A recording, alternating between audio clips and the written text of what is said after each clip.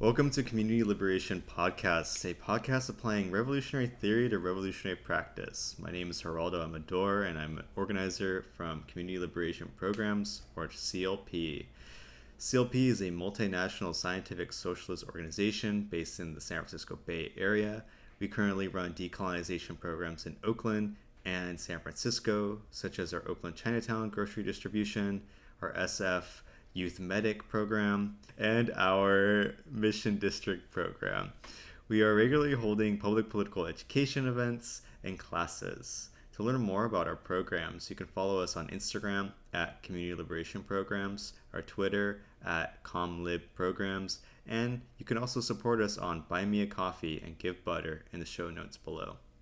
This podcast and other decolonization programs for the people are 100% funded by grassroots donations, just like yours. All right, so we're going to get it started today by introducing a talk that we did on June 2nd of 2024. It was a panel in collaboration with Freedom Road Socialist Organization, or FRSO, FRIZO, on Free Palestine, Hands Off Iran, Imperialism and Islamic Resistance with Abu Haydar, Abbas Muntaqim, and Sayyed Rafiq Ali in Oakland. And in this recording, we discuss multiple different topics around the liberation of Palestine, the Islamic Republic of Iran, and some of the pressing issues of anti-imperialism within the imperial core. So today, you'll hear a little bit about the role of the resistance axis in West Asia and its importance towards the liberation of Palestine. You'll also hear more about the background and personal experiences of folks that lived in the Islamic Republic of Iran and the politics around the Islamic Republic of Iran. And today, this is a very important discussion and a very important panel to listen into because as we were recording this yesterday evening, the Zionist entity launched its criminal genocidal attack on Iran to target its nuclear facilities, but in all actuality, not only just did it attack its nuclear facilities, but also attacked the leadership of Iran as well as residential buildings, civilians, children, women, and men, civilians. And today, we also are seeing Iran fighting back, launching multiple barrages of missiles and drones towards the Zionist entity and targeting specific areas within the occupied territories of Palestine. So today, this discussion is very pertinent and very, very important for us to listen into and learn about the Islamic Republic of Iran and its importance for anti-imperialists within the core to back the Islamic Republic of Iran, as well as to understand its implications for the whole region of West Asia. So I hope you enjoy, and we'll get started in a little bit. Can you tell us a little bit about yourself and the role that Islam has played in your political development? And how did your views of Iran and Palestine evolve alongside your religious and political journey? Bismillahirrahmanirrahim. Alhamdulillah. Assalamu alaikum wa rahmatullahi wa barakatuh. I asked for a time, and I hope, I don't consider myself an elder, but I know they want you guys to write stuff down, but as an educator, as a teacher, I appreciate you saying this is an educational forum. So I'm gonna speak to you educationally, and some of you may or may not like what I'm about to say, and I really don't care because it is not my duty to be apologetic, and because I'm just giving you information. I remember I was telling somebody the other day, Malcolm X, when he opens up, he always says, what do you call that? He says, Assalamu alaikum. Then he goes and says, brothers and sisters, friends, and what? Enemies. And I always say, why does he say enemies? Because he's taking into consideration that intelligence people are in the crowd. If you don't understand what Malcolm's doing, Malcolm is letting them know, I'm about to say what I got to say, and I know I'm not breaking law because I recognize you in the crowd. And this is just wisdom of understanding who's right out for here. You don't know, but one time, just share me, the people, the intelligence people came, they visited me multiple times, right? And so one time they're talking to me, and the lady says something about Iran. And I'm like, dude, where did you study this at? She was like, so-and-so university. So I went to Cal. So, I'm like, I think I'm a little intellectually arrogant, Stockwell, maybe, because, it's better than Stanford.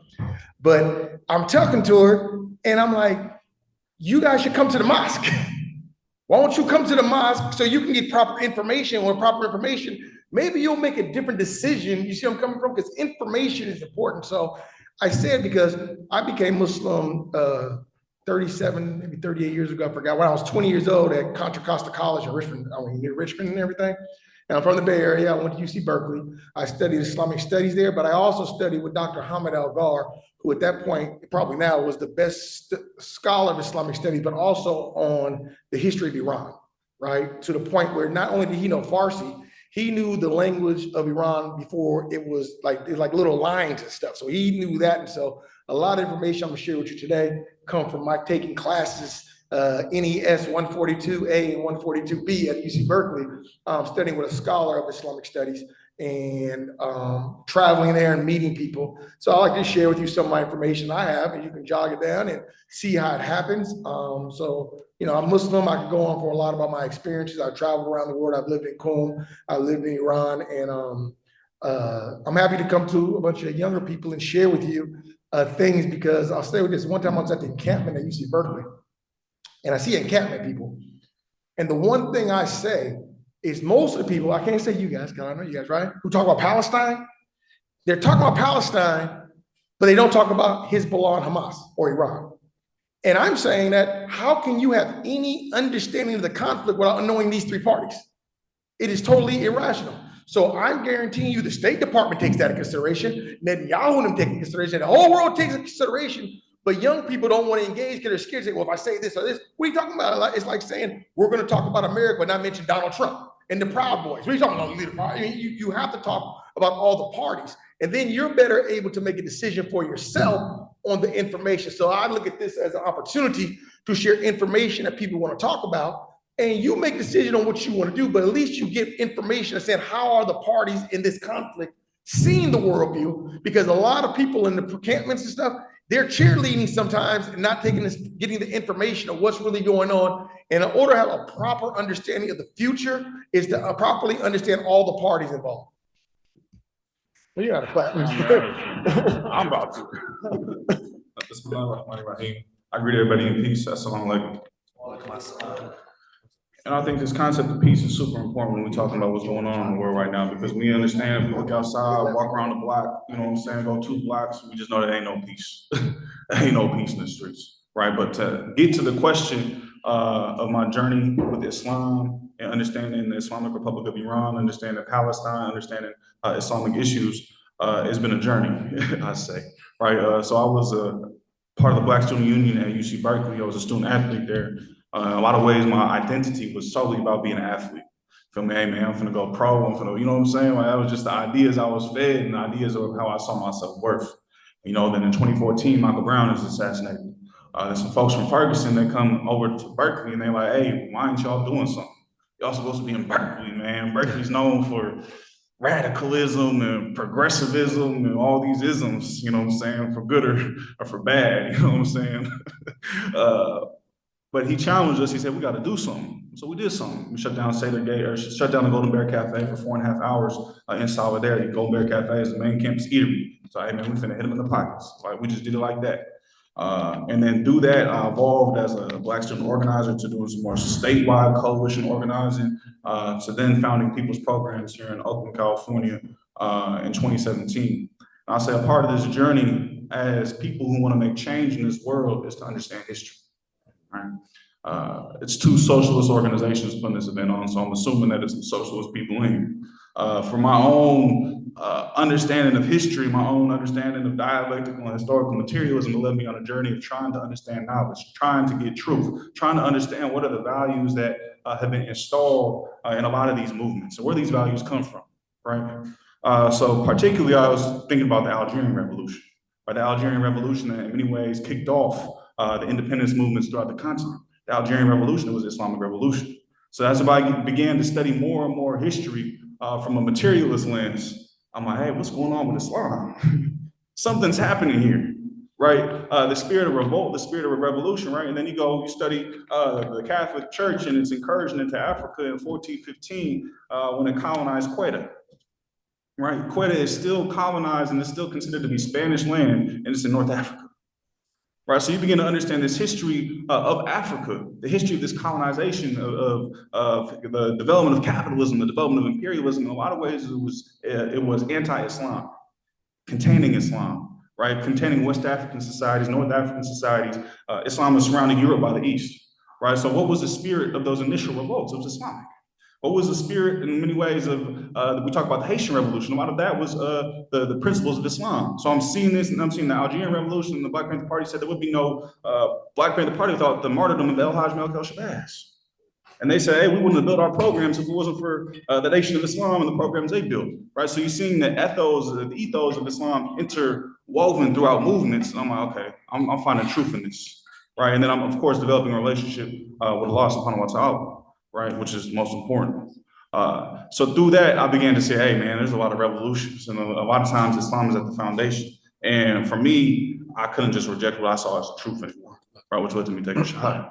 Alhamdulillah. So understanding that history, I see Islam as the highest form of revolution, right?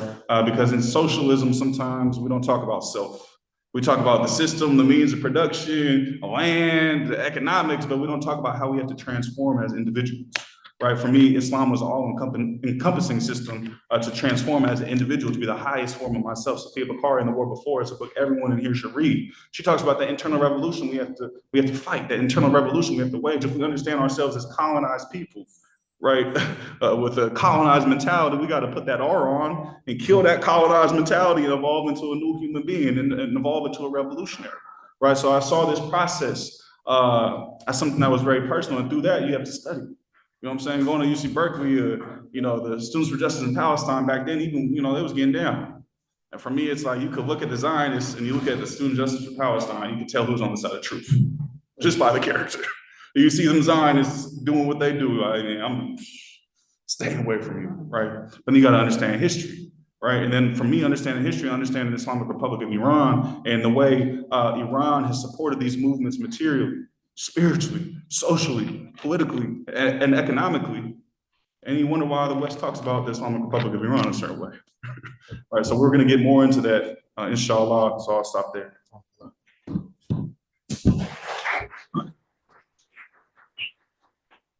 Bismillahirrahmanirrahim. Assalamu alaikum. Yeah, I appreciate the few things the brothers next to me said. On my end, obviously I'm a member of the Iranian diaspora. I was born here in the United States, in a pretty typical diaspora community. If y'all know a lot of Iranian Americans, you can kind of like extrapolate what that might mean. But I grew up like believing a lot of myths about the Islamic Republic, the quote unquote regime with a capital R. But I was fortunate because my parents were nationalists. They were strong Iranian nationalists, and they raised me with Islamic values, despite the fact that they were more or less secular. They retained many aspects of their Islamic culture, but weren't necessarily the most religious people on the block. And so, kind of through that process, started getting exposed to these ideas. Palestine was an issue that was like integral to my upbringing. And I'll keep the story short, but I grew up, I was like dealing with the side effects of the war on terror as like a young, Middle Eastern Iranian man or boy, honestly, at the time, dealing with violence, like physical violence, psychological violence, dealing with the side effects of the war on terror and what that meant to like grow up as like somebody who was racialized as Muslim. I wasn't even practicing at this point, but it didn't matter. They didn't care, right? You look like a Muslim. Therefore, you got what's coming to you. And so during that time, I was starting to get interested in politics. I had like people in my life who were lucky enough to give me books. One of the ones that kind of shaped me was like All the Shah's Men by Stephen Kinzer. It's like an account of the 1953 coup of the nationalist leader of Iran, Mossadegh at the time.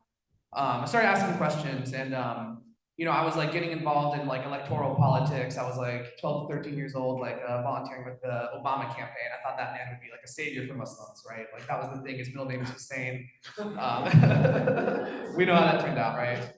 And I was actually volunteering, and I was able to like give him a letter and say, hey, like stop the blockade of Gaza. This is like something that like is a crime. Like I know you studied with Edward Said, like you know this. Like please do something about this humanitarian nightmare. And then I watched 8 years of drone strikes, blockades, and the most violent policies imaginable towards the entire Muslim world. And that's what radicalized me first into socialism, right?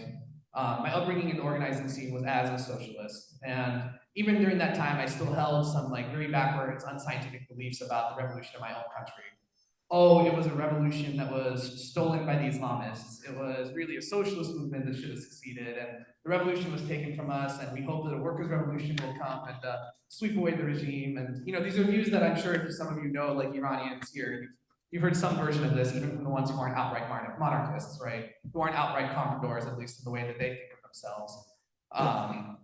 But then I started, to get more involved in organizing around here. I was lucky to come into contact with a lot of new African Muslims, like my brother over here. And at the same time, I was lucky enough to start traveling more in the Muslim world. I was in the Maghreb in North Africa. I was in Iran. I was in Turkey. I was traveling through these different countries and coming into contact with like real, you know, working class Muslim people. And as soon as they would hear that I was Iranian, it was like, all the love of the world. Iran is a powerful country. Iran is the only country that will stand up to Zionism. When I was in Morocco, I had a man cry in front of me, and you know, in frustration over his normalizing government. Right, Morocco is one of the Arab nations which is normalizing with Israel, and it made me think. You know, it was challenging my preconceived notions of what I thought I knew about my own country's history. And as I, you know, found my way back to Islam as like a practice, found my way back to Islam as the foundation of my cultural experience, really. I started to reconsider these things, and even through applying the socialist tools that I had like learned as an organizer, dialectical materialism, historical materialism, understanding scientifically what is going on in the struggle in West Asia, who is arming who, what are the opposing social forces, how is it even possible that the Zionist regime might fall on someday? These are the things that kind of like led me to a new appreciation for the Islamic Republic as a force for anti-imperialism, and also as a force for decolonizing our society. We're going to get into this later, I'm sure, but you know, what makes the Islamic Republic and the revolution and its messaging so powerful and so personal to a lot of Iranians is that it was the first social movement in Iran that really effectively spoke to West toxification, This is a term that's very important to understand. It's the poison and like of the culture of the West invading your country. How many of y'all have seen you know, those pictures? It's like, this is what Iran was like before the revolution, and you got some pretty girls in some mini skirts, you know, like, I mean, y'all have seen this, right? But it's like, because they were reflecting the Western style of dress that was popular at the time. They're dressed like, you know, the hippies were at Woodstock, like 1970s, 1960s, like Western women in those pictures, right? So the whole entire culture was under attack, and it was really my parents' generation that was out in the store. Oh, there you go. It was really my parents' generation that was out in the streets. You know, my mom was like one of these students that we're going to be talking about who was out in the streets, you know, chanting Allahu Akbar, Khomeini Rabbar. It was like, God is great and Khomeini is our leader. Or, you know, there's a song she always like still hums around the house. It's like, America, America, Mari Barkalakato, Khuna Javan, Amam, Nietzsche as Changata. And that just leads like, America, America, like death to your tricks, like the blood of our youth are dripping from your claws. And it's like, that generation was raised with that, and that's like was profoundly impactful in like sort of my journey of like, you know, learning directly from people who were actually involved in the revolution, which was my parents' generation. Thank you all for sharing more about yourselves and your relationships to Islam and how important that is to your spiritual growth and your radicalization, your revolutionary journey. I think that's so beautiful. And so I want to direct this question at Abu Haydar. What was it like as a Black Muslim living and studying in Iran? Well, I started my studies at UC Berkeley, and then, like I said, I started to be a priest when I came out of high school, right? I went to St. John's University in New York, and by the grace of God, the weather was so bad in New York, I came back home. It was called humidity, which I never experienced coming from California, and I couldn't breathe. I was like, this is stupid. I'm going back to California. So I came back, and I had to go to Contra Costa College, where I went on a mission of, well, I wanted to believe in God. I said, let me study all your religions on earth, and you guide me to one which is correct. So, alhamdulillah, became Muslim. And somebody has a saying, they said, thank God I found Islam before I met the Muslims. No, that's how I was happy, because I would, Muslims do some stuff, what are you talking about, right? I'm gonna sell liquor down the street here on 7th Street and tell you Islam liquor. It's kind of confusing that the liquor is haram in Islam, right?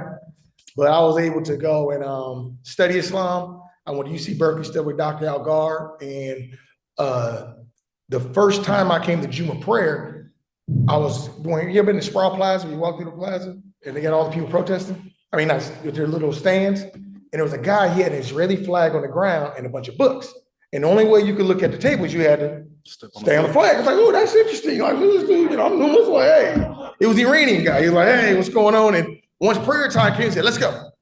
So back then, when I took Shahada, I asked my professor, because remember, I learned Islam from the Prophet, from Islam when I read in the Prophet's family. The word Shia and Sunni, I was like, hey, Prophet Muhammad had a family. They said this is Islam, follow them.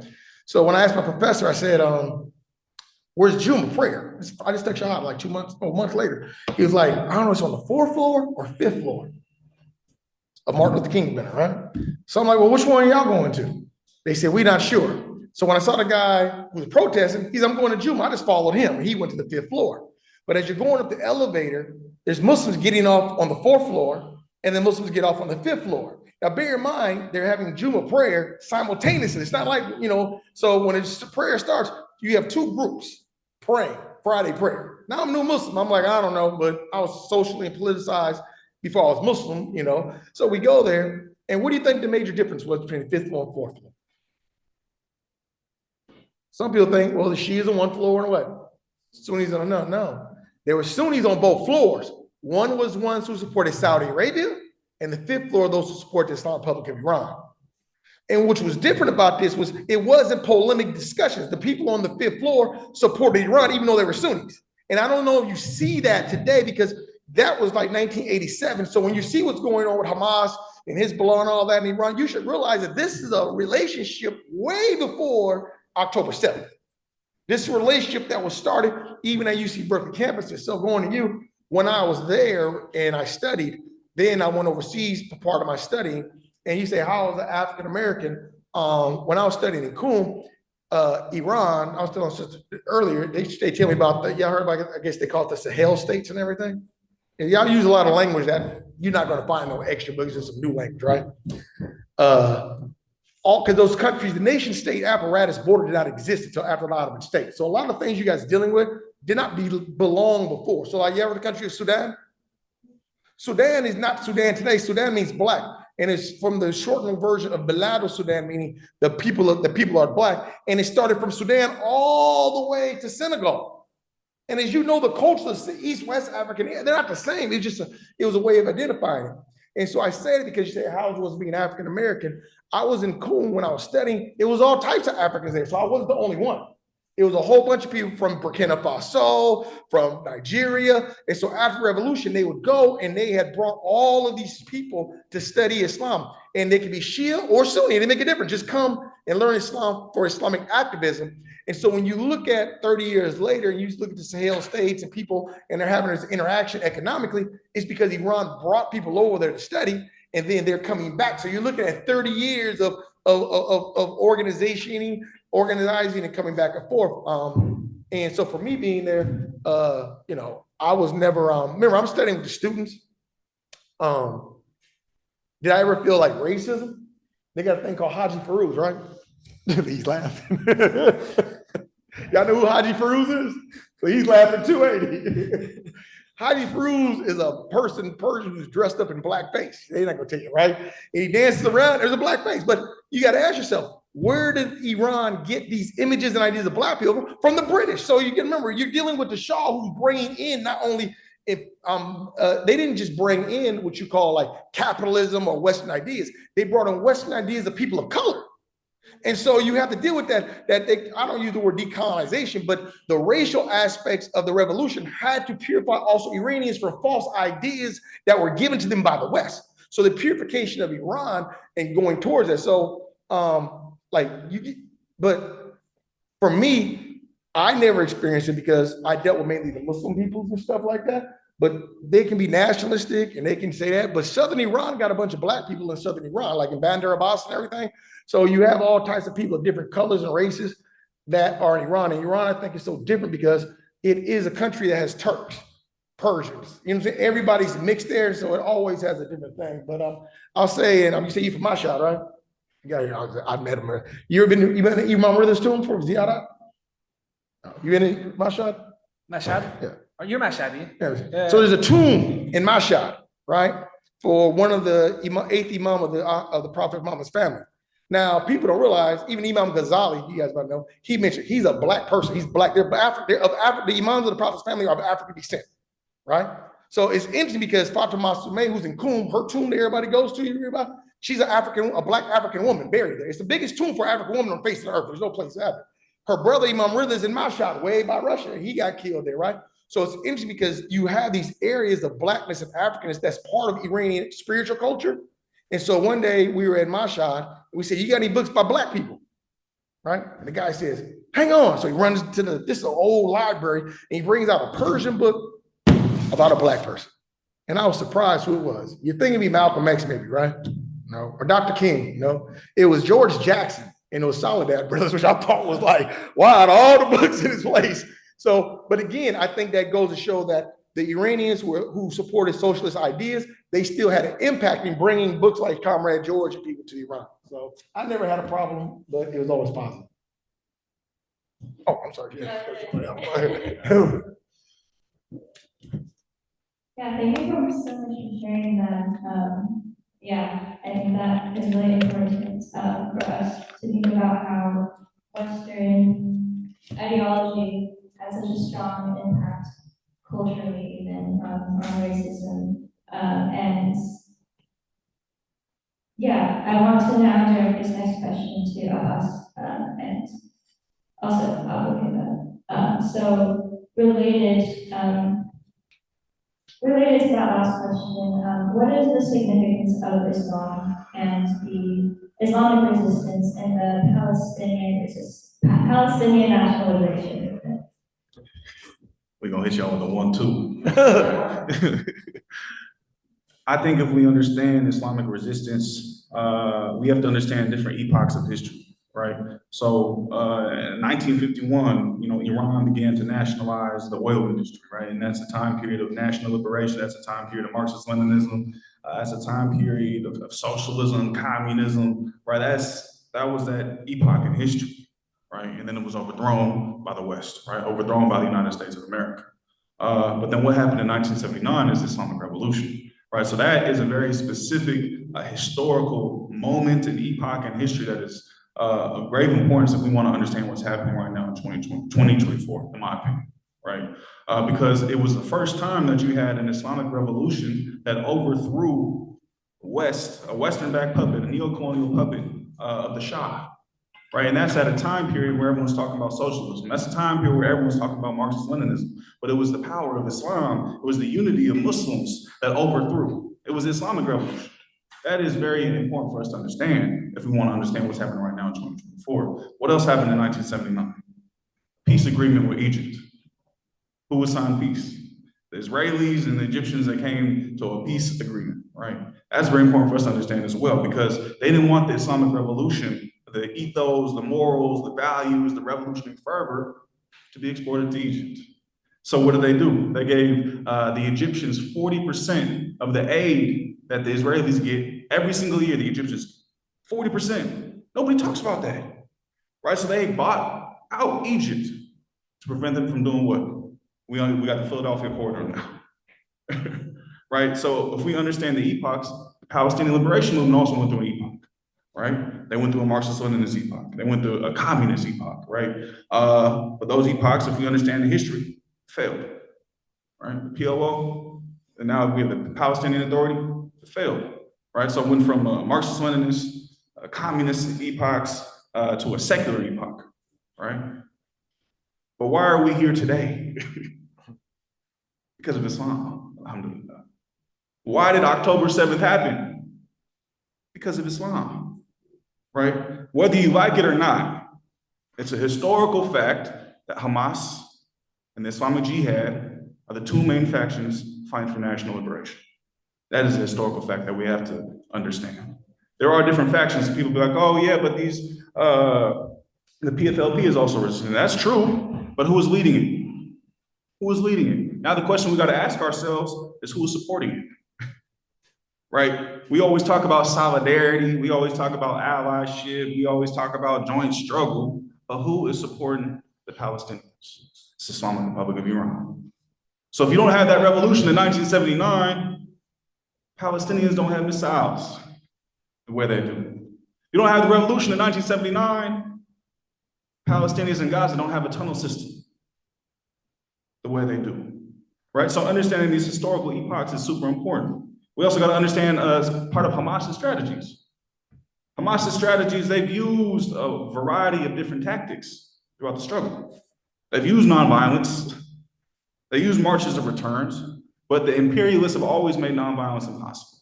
The Zionists have always made nonviolence impossible. So people say, oh, the genocide started October 7th. No, it didn't. It started decades upon decades upon decades before. But Muslims have the right to national liberation. Muslims have the right for independence. Palestinians have the right to take up arms and defend themselves. That's the United Nations law.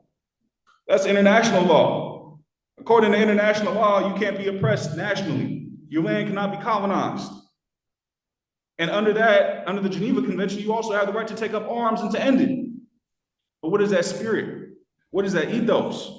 Right, so a part of this Islamic awakening, right, this Islamic revival goes back to 1979. All right, we see a lot of shahadas happening, right? As there are martyrs, shaheeds.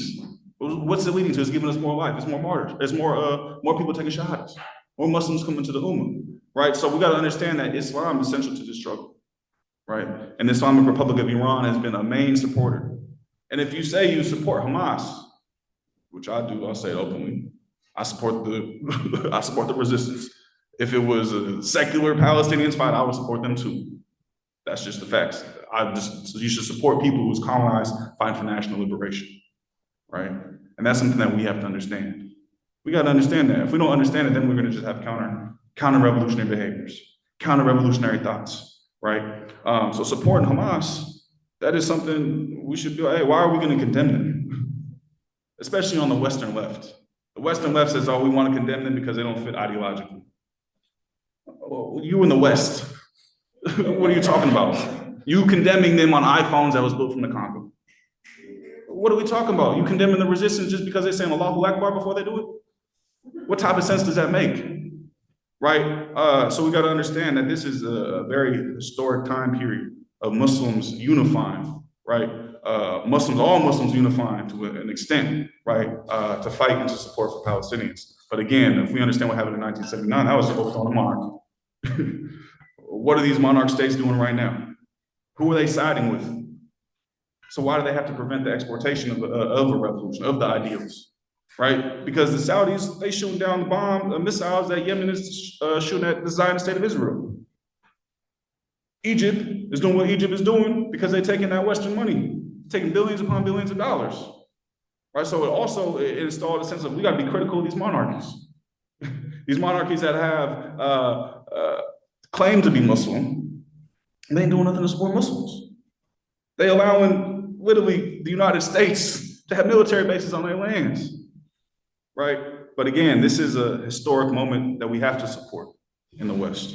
And we have to support it, and we have to do a job to educate ourselves about this, right? And to be in solidarity, because they're being in solidarity, why aren't we?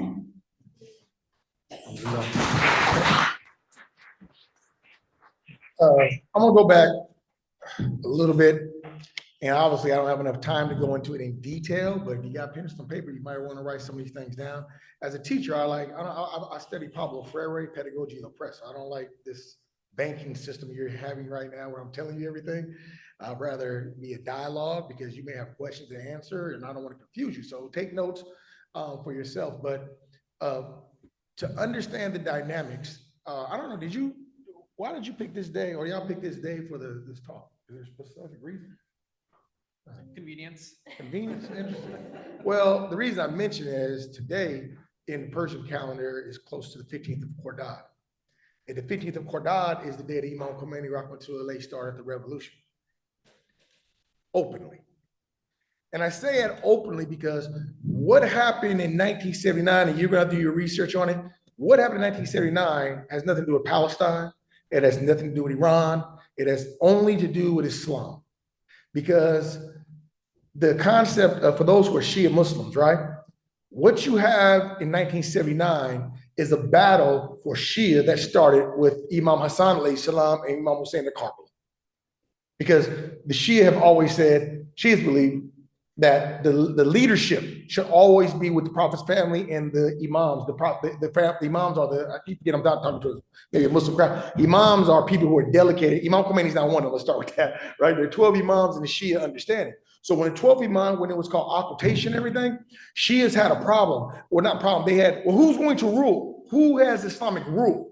And so Imam Khomeini is not somebody who came up with this idea of the Islamic government you see today called Vilayat al-Faqih. It was something that Shia scholars you can look at talked about for a long, long time about how is leadership applied within the Shia context. And so Shia Muslims were being persecuted by the Abbasids and the Umayyads and the Abbasids throughout history.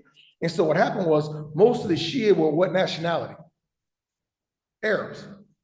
Iran has been Sunni up until 500 years. Iran was never a Sunni state. Only Qum and Ray were cities that were Shia, right? And Mashhad, right? It was all Sunni, mainly probably Sunni Sufi. So you guys heard of Bukhari and Muslim, Ghazali. These are some of the top Shia Sunni scholars. They're all Persian.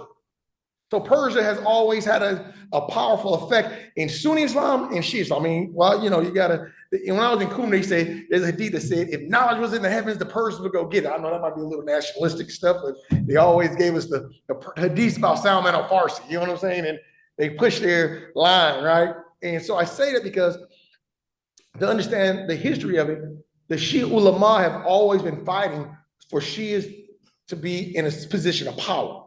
And it was debated. So what happened was, I know you guys know, the Shias were persecuted, and the country they lived in mostly was where? Lebanon. And so that's why southern Lebanon has so many Shia there. So there was a guy named Shahid Thani and Shahid Awal. These are people who are scholars, and they actually got killed because they were scholars of Sunni Islam and Shia Islam, and they would give it all, I mean, they were like, look, it don't make a difference, we're all Muslims, but they were scholars of all of it, and they ended up getting killed because back then, people thought Shias was Catholic. They still now Kafirs and everything. So as time went on, the Turks came, and what empire or what state did they create? The Ottoman state. So when the Ottoman state was created, and these are all Turks, they ain't Persians, they just Turks, right? The Mongols, right? They came over there. Then a group came and said, we're gonna make another Turkish state called the Safavids. And the Safavids came and they took over what's called like modern day Iran. Well, the Ottomans said, we're Sunnis. So Shah Ismail and the Shia said, we're going to become what? Shia. Now, bear in mind, their understanding of Shiism was totally incorrect, had nothing to do with Shiism. They just said, we're going to be a Shia state. So what's the first thing they did? They told all the Shia scholars, if you come to Iran, you'll have what? Freedom, and you could teach, and you're not going to be oppressed no more. So all these Lebanese went to Iran, and they went and studied. And so somebody said this, you see this connection between Lebanese Shia and Iranian Shia 500 years ago. This is not some political newness. So if you guys know who Muhammad Bakr Sadr is, or Musa Sadr, right? These are Iranian and mixed half, like Lebanese and Iranian scholars who are revolutionary. And so they go from Iran to Iraq, and they go to Lebanon, and they establish organizations like Amal. So all these organizations that you saw that were fighting in the early 80s, right? The relationship was way before that. And so I say that because when Imam Khomeini, and they get to it, today is the, I'll try to read you, today is like the day of his revolution, right? But I didn't bring the book, but this is interesting to show. This is his speech. It wasn't important being the 15th of Ramadan. He says, it is now the afternoon of Ashura. Sometimes when I recall the events of Ashura, a question occurs to me. If Umayyads and the regime of Yazid ibn Muawiyah wish to make war against Hussein, why do they commit such savage and inhumane crimes against the defenseless women and children and innocent children? What was the offense of the women and children? What had Hussein's 6-month infant done? It seems to me that Umayyads had a far more basic aim. They were opposed to the very existence of the family of the Prophet. They did not wish Bani Hashim to exist. Their goal was to uproot this godly tree. Now it goes on, but think about it. The uprising of Khomeini starts with Ashura. He's using, and it's one of the biggest, Ashura is the commemoration of the martyrdom of Prophet Muhammad's family when they were persecuted, rising up for justice. So this starts off as a religious, when you talk about 79, it's a coalition of something, and he's using Karbala and Imam Hussein and saying, guess what, the Iranian people, we are the followers of Hussein, and guess what, the Shah is Bani Umayyad, who was a king and everything, and Yazid, and we're fighting against this monarchy to establish real Islam. And so this is when he's banned, but I say it because when we look at the Islamic nature of what you have today, you have to understand it is historically something that transpired from the martyrdom of Imam Hussein, and it went through all these different phases, and then it happens that they come, and that's why it's not just a Islamic revolution in one sense, it's the establishment of an Islamic government called Walayat al-Faqih. And for those who study, you should realize, and we can talk about it later, the Walayat al-Faqih, the guardianship of the supreme leader, and you know how people say it's a dictatorship? It's stupid. It's not a dictatorship because there's a party called the Majlis Kubagan. They can take him out of power if he's wrong, right? And when he dies, you know, they hear people say, Raisi will take over. It's stupid. They have a whole system that they're going to have. What do you call it? Somebody who comes and picks the next leader. It could be 2 leaders, but it's all based in Islamic law on having that government. And so that government does not operate, so you can know, the government of Iran. Iran has 2 governments, basically. They have the Walayat al-Faqih, who supervises the government. And so you have a government that makes policy, but that policy is only important to the nation state apparatus of Iran. Whereas the Walayat al-Faqih, his job is to monitor that, but also to help and do Islam around the world. So when you see the money coming from Iran and supporting Israel, and I'm supporting the ANC, that is not government money from Iran. That is money that's stipulated to all the Muslims in the Ummah. So you have to understand that what you're seeing is Islamic duty that everybody's doing. But again, we can talk about it longer. You may have questions about it, but understand there is Islamic, what happened in 79 was because of the duty of the Shia ulama to put Muslims in a position, and standing up against oppression is important. So I don't know if you guys know, when Imam Khomeini came in power, he got rid of the Israeli embassy. And who did he give it to? The PLO. But people forget, he kicked out the South Africans because they're not Muslims, but he said, y'all gotta go too, y'all racist. And he gave their embassy to who? The ANC. So when you see the relation between Mandela's grandson now and everything, there's a historical information that Iran also supported non-Muslim movements for freedom and everything. But again, that's coming from the Walayat al-Faqih. It may necessarily come from the government. Wow.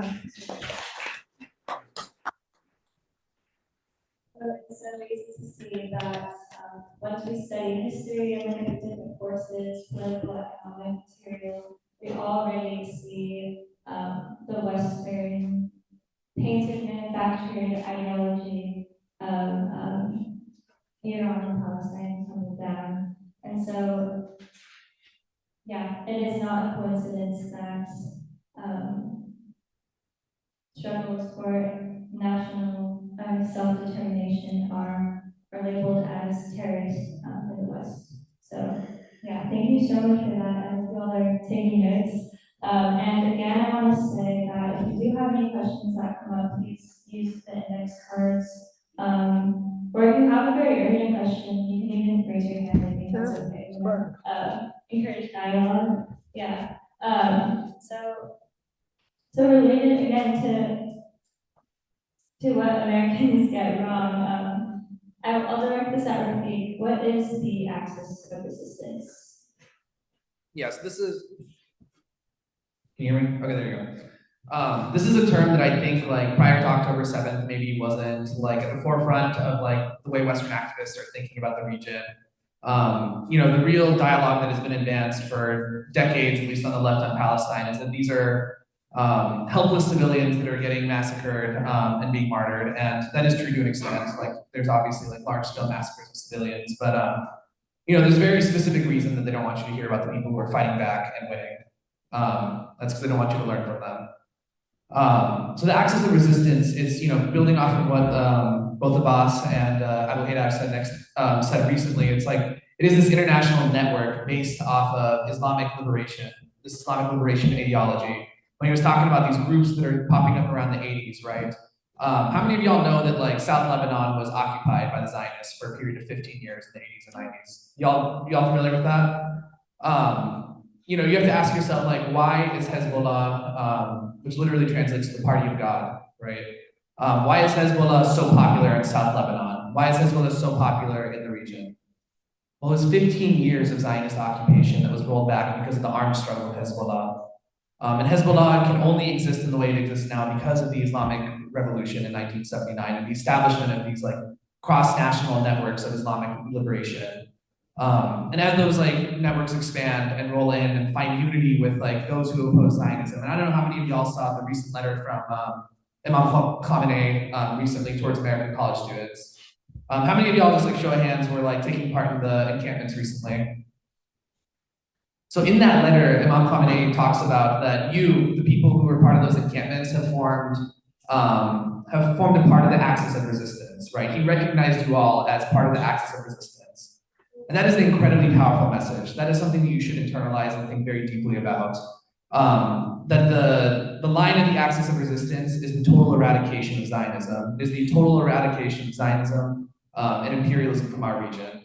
And so these relationships get built, and you find, building relationships with Hamas, building relationships with the Islamic Jihad.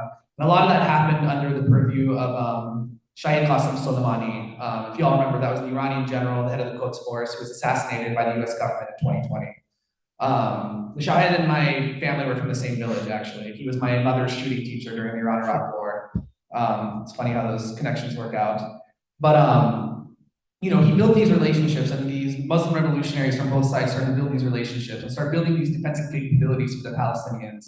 And now in the tunnels in Palestine and Gaza, the Palestinians are manufacturing their own sniper rifles, their own missiles. They're fighting and writing a new chapter of guerrilla warfare that the world has never seen before, right? The guerrilla warfare of the previous epoch, as Abbas was kind of talking about, a lot of it is based off of like People's War, FOCO, these like concepts that were developed by people like Mao Zedong, by Che Guevara, by Fidel Castro. And we have to understand that technology changes, society changes, and guerrilla warfare itself changes. The fundamental principles of it, of asymmetrical warfare, those hold true, right? And those are studied and those are applied by these people. But now you enter this new era of like asymmetrical guerrilla warfare that is fought with missiles, that is fought with sniper rifles, with these like new methods of like resistance. And it's important to think about too, like, you might be like a very dogmatic socialist. You look at what the PFLP is saying, you look at what the DFLP is saying, you look at what these socialists, who they themselves are still Muslims, this era of like secular socialism, even in Palestine, has ended. These are Muslims in the PFLP that are going on TV, on like, their streams and stuff and saying like, without the Islamic Republic and its assistance, we wouldn't exist. Like we have to like recognize that like the people who are fighting and dying and being martyred are they themselves recognizing that they are part of this like network of the axis of resistance. And Imam Khamenei has like reached, put an olive branch out to us here struggling against the Zionist regime and pulled us into this struggle. And I think that is one of the things that has made this struggle so difficult to co-opt in comparison to other upswells of revolutionary fervor that we've seen, like 2020, for example, is that the heart and the basis of this like revolution, of this revolutionary movement, is not here in the United States. It's not in the hands of neo-colonial puppets, and it's in the hands of the masses of West Asia, the Islamic masses of West Asia. And you see how that has motivated groups in Yemen to shut down the Red Sea, right? That is an incredible blow to Israel's economy, and groups in Iraq who are firing missiles and drones into the Zionist regime and doing real damage to the Zionist defenses. So I think like the main thing the Western left needs to understand about axis of resistance is a few things. One, it is an Islamic axis of resistance. The era of Islamic resistance, that is the era that we're living through now. And it is time for us on the Western left to put aside our dogmatism, to not condemn people because they're not flying a hammer and sickle flag or like an anarchist flag or, appealing to our sensibilities where we haven't accomplished shit in decades, to be honest with you. One, to recognize that, and two, to recognize that there are tactics, there are methods that we can learn from them, and that we need to struggle in solidarity with them in the way that Khamenei has reached out now and encouraged us to. So I'll leave it at that. I think a lot of the brothers earlier covered that question pretty well, but I think that's like really the main thing that y'all need to be thinking about is that the axis of resistance, it is winning. It is winning, and that is why we see such barbarity from the Zionists. And it will win. We have to have faith that it will win.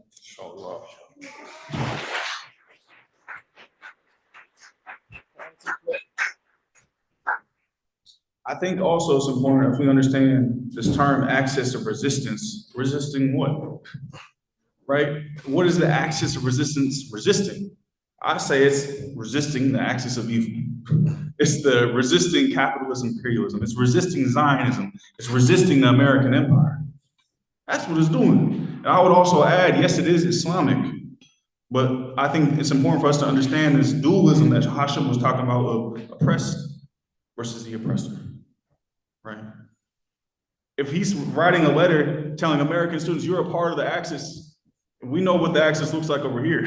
It's a little bit different. There's some Muslims involved, there's some non-Muslims involved, it's a whole bunch of, it's an American pot of gumbo, for lack of better words. There's a whole bunch of things going on, right? But if we understand also the Islamic Republic of Iran, it isn't just only allying itself with Muslims. Venezuela is a great example, all right? He talked about the martyrdom of Qasem Soleimani, right? Of course, it was around him beating Daesh, ISIS, right? Of course, it was because of his support for Palestine. But one thing that isn't talked about is the relationship with Venezuela, right? We know that Venezuela is fighting against U.S. imperialism. Maduro is fighting against U.S. imperialism, right? They said there was a cyber attack around their energy. Who flew over there? Qasem Soleimani. It's historic for that to happen. Maduro himself, he said, we who are fighting against colonialism, trying to decolonize our people's minds, are all parts of the axis of resistance against forms of empire imposing hegemony on the world, right? So it ain't just a Muslim thing. And it ain't, we always hear these terms, proxy. Even you go on the news and they talk about, hey man, the Islamic Republic of Iran has all these proxies on these campuses and they build tents.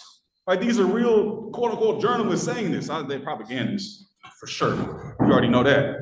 But this is what they're propagating. But they're not necessarily, the Islamic Republic of Iran isn't necessarily aligned with every single group it supports, this purity of ideology that we always talk about here. It's different. They have different ideological views than Hamas, but they support Hamas. That's solidarity. There's different religious views with Ansarallah. I know they just lump Shias all in the same bucket. It's different religious views, right? So if we understand, even they were supporting the PFLP, socialists, Marxist-Leninists, right? So I think this concept of oppressed versus oppressor, right? The axis of resistance is on the side of the oppressed. And how are we, as people here, gonna take heed of that? Are we just gonna separate ourselves and you know what I'm saying? Are we gonna say, hey, you are oppressed and I'm with you because you are oppressed? Because this is a battle for humanity, right? So how do we also expand our way of thinking about it, right? Expand our viewpoint, expand the way we relate with one another. Because ultimately this axis of evil, this axis of imperialism, of US capitalist imperialism, of Zionism, it is destroying the world. So when are we gonna rise up and resist? And I'm not just talking about the resistance of yelling at your oppressor. We have a historic obligation here to be a part of resistance, to resist capitalist imperialism. For us as new Africans, this was built off of our backs. This whole system. You don't get the oppression of Palestinians without the oppression of Black people here, Black Africans. You don't get the oppression of Palestinians without the oppression of indigenous people here. How did this empire get built? Off of our blood, off of our sweat, off of our free labor, off of making us into things, off of making us into slaves. So how are we gonna resist that indoctrination that is put onto us right now? Because in many ways, we choose to be a part of it. Choose to be a slave. Choose. Why aren't we liberating ourselves? We see people in West Asia doing it. People across the world are doing it, but why aren't we? We have an obligation to be a part of resistance.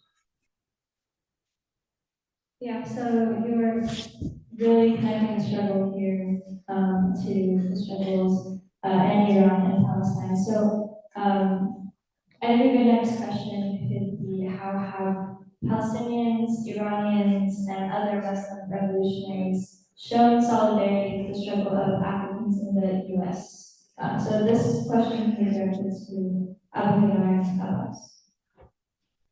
So the question was, how have it worked from this way to that way or that way to this way? Okay. Hey, Salam. Sundiata. Y'all know this is, I just want to introduce you, brother. That's Sundiata. He's the imam of the mosque on 42nd and King, Lighthouse Mosque, right? And the reason I say it is because when we leave here, you may not see me because I kind of like being in the shadows sometimes, but he's the imam of the mosque. And I encourage you guys to go to the mosque, talk to him, because the more you learn about Islam, the more you can see this through the lens of Islam. And Muslims don't even see it through the lens of Islam. Sometimes they see it through the lens of their culture. And Islam says, no, we got to look at it. So going back to what you said about, you said something about good and evil. Hey, so yeah, think about this. This is deep. I talked to the sister right here about it. We're talking about, everybody keep talking about genocide. The reason people use the language genocide is because genocide is something they're using with the UN Charter. Like, if this happens, this is genocide. But that's their definition. What is the definition of genocide in Islam? Is there any ayat of Quran that talks about genocide? And it is. Allah in the Quran says this. He said, if you kill one person unjustly, it is though you killed all of what? Humanity. That's a cold ayat. I want y'all to think about what the Quran says. It ain't about how many you kill. If you kill one person unjustly, this is genocide. This is what the Quran stands on, truth and justice. That you don't have a number. Well, they only killed 30. That wasn't genocide. It's okay. No. It's like, well, they killed 10 people. No. Killing of one person. So when you ask about how the situation here, I can tell you, I work with gang intervention down in LA, right? And anybody from LA? Anybody from South Central? Anybody from Watts? There's a school. Okay, there's a school called Bourbon Day. It's on 112. Anybody heard of Nickerson Gardens? Nickerson Gardens is the biggest project in a dangerous place, right? Hey, what's the guy that got shot and killed over there the other day to take his stuff? I don't know, y'all might not like rap music, right? P&B Rock or something like that. Yeah, why he over there with all that gold? I have no idea. The one thing I'll say about LA, if y'all go there, the majority of the gangbangers, they Muslims, I guess, because they all believe in Allah is the God of all the gangbangers. I'm gonna tell you right now. There's no, like, hey man, Allah. You ain't gonna, I had one guy say to me, man, I'm Muslim, Allah Akbar, and drink some vodka in front of me. Oh, I was like, hey, all right. But the reason I say that is because for whatever reason, I think the gangs in LA, they think they like Barbary pirates. Because if you come through there and don't pay your tip, your thing, they gonna get you. Sit down, lay down. It's like, we're gonna take what you got. Because why are you in our community with a $400,000 gold chain on? And so it is this absolute of capitalism, you know what I'm saying? And how they see the worldview. But for African Americans you're talking about in Palestine, Iran? Okay, well, they have a peace treaty in Watts in 1992 that was done in a masjid that was, there's a guy who was a revolutionary named Nawab Safavi, big time olive. His nephew built a mosque, helped build a mosque in South Central on Central Boulevard, and they have a picture of Imam Khomeini and Malcolm X on the side of the wall. This is one of the worst neighborhoods, but all the gangs in Watts came together and had a peace treaty there. Cool. So one of the brothers, I won't say his name, right? He's from one of the sects. I'm talking to him, and the leader talks about Iran. And he said this to me, and he's right. He said, and part of my English, I'm hey, I'm not in the mosque, so I can use other language now. He won't let me say nigga in the mosque, right? That's fine, I get it, right? But I'm sitting there, and he said, hey, man, Iran can't do a fucking thing for us. Because it can't.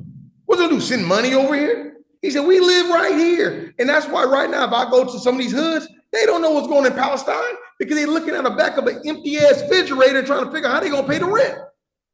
So I don't get mad when I understand people in the hood not knowing what's going on because they're looking at poverty in front of them. I'm not going to compare South Central to Gaza, but the black and brown people in South Central are living in a very, very poor situation and trying to figure it out themselves. So I don't expect them to give. But what can people in America give? It's like you would give anything to anybody else, like the Twitter and all the information given out. This is good in trying to educate people. So I think that educating people about these struggles are important, but do I think Iran would help poor black people in America? Yes. Is there any evidence for this? Have y'all seen how many chapters did you watch? How many episodes last night? Oh, all of it? Yeah. There's a documentary called Hostage. Have y'all seen that on HBO? Oh, you got HBO Max? Watch it. I didn't want to watch it because I'm like, it's going to be biased. It is slightly biased, but they give a very good breakdown of what happened with the hostage crisis, because to understand the hostage crisis is also to understand what is going on today. The Americans have not forgot they snatched up their prison. They snatched them up for 444 days. You don't think people in the State Department ain't thinking about, wait a minute, we don't like that. When was the other time Americans were taken as slaves? Y'all know? No.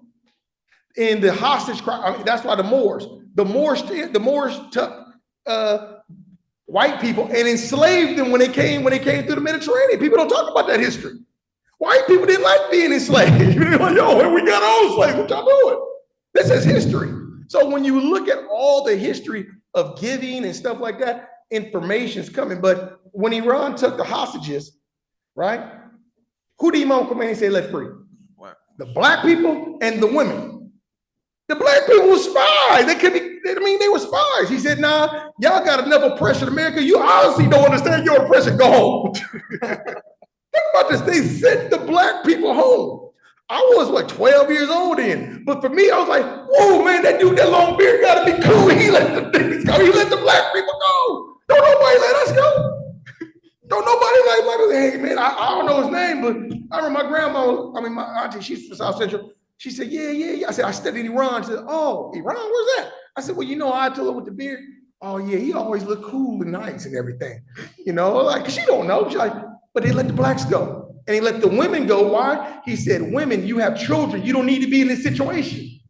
So there's already this establishment of them seeing a big view. When Sayyed Khamenei, the leader of Iran now came, you can Google it. He came to the United Nations. He spoke on, what's the man's name? Ted Koppel. Y'all heard of Ted Koppel? Ted Koppel's Nightline. He should think, there was no revolution.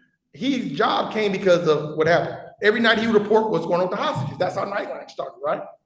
So he's talking to Sayyed Khamenei, and they're interviewing Sayyed Khamenei, and they're talking about all the problems in Iran. You got this problem, right? And one article, Sayyed Khamenei says, what? He said, how do you talk about our problems when you have black slaves you're oppressing right to DC in front of the White House? They can't answer those questions when you hit them back about what is going on here in America. And that's because they're read. Sayyed Khamenei, they asked him, what books did you read when you were growing up? He said, I read Fanon and named all these people that you read because he was in tune with understanding the conditions globally around the world. So I say that I don't see, the only thing I would say from Palestine that I observed, when George Floyd got murdered, who got killed in St. Louis though? Mike Brown got killed. I'm watching and I saw a dude with a fez on and he had what do you call that? The Palestinian flag. That's interesting. So I'm watching this paradigm shift. Then when I look in Gaza on the wall, they had a picture of who? George Floyd. Young people are identifying and using things to make this connection through information. And I think this information you guys are going back and forth is utilizing and bringing people, and it doesn't make what color they are. Just last year, like in Iran, they supported, y'all know who Bobby Sands is? The Irish guy. He's white Irish guy. They have a street in Iran called Bobby Sands. And guess what they put the Bobby Sands street on? The same street with the English, the UK embassy. So every time they got mail for the British embassy, it said Bobby Sands Street. So what did the British do? The British put another door, another street, because they didn't want to mail with Bobby Sands anymore. Y'all know Patrice Lumumba, right? They have a street for Patrice Lumumba in Iran. So Iran has definitely connected with other peoples by just showing solidarity through things that may be small, but enhances the intelligence, the solidarity amongst people.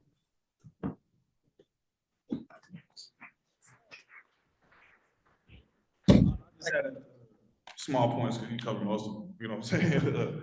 But I would just say, for us in the West, we oftentimes don't learn about the rest of the world, but expect the rest of the world to learn about us. Like, we're very self-centered and individualistic.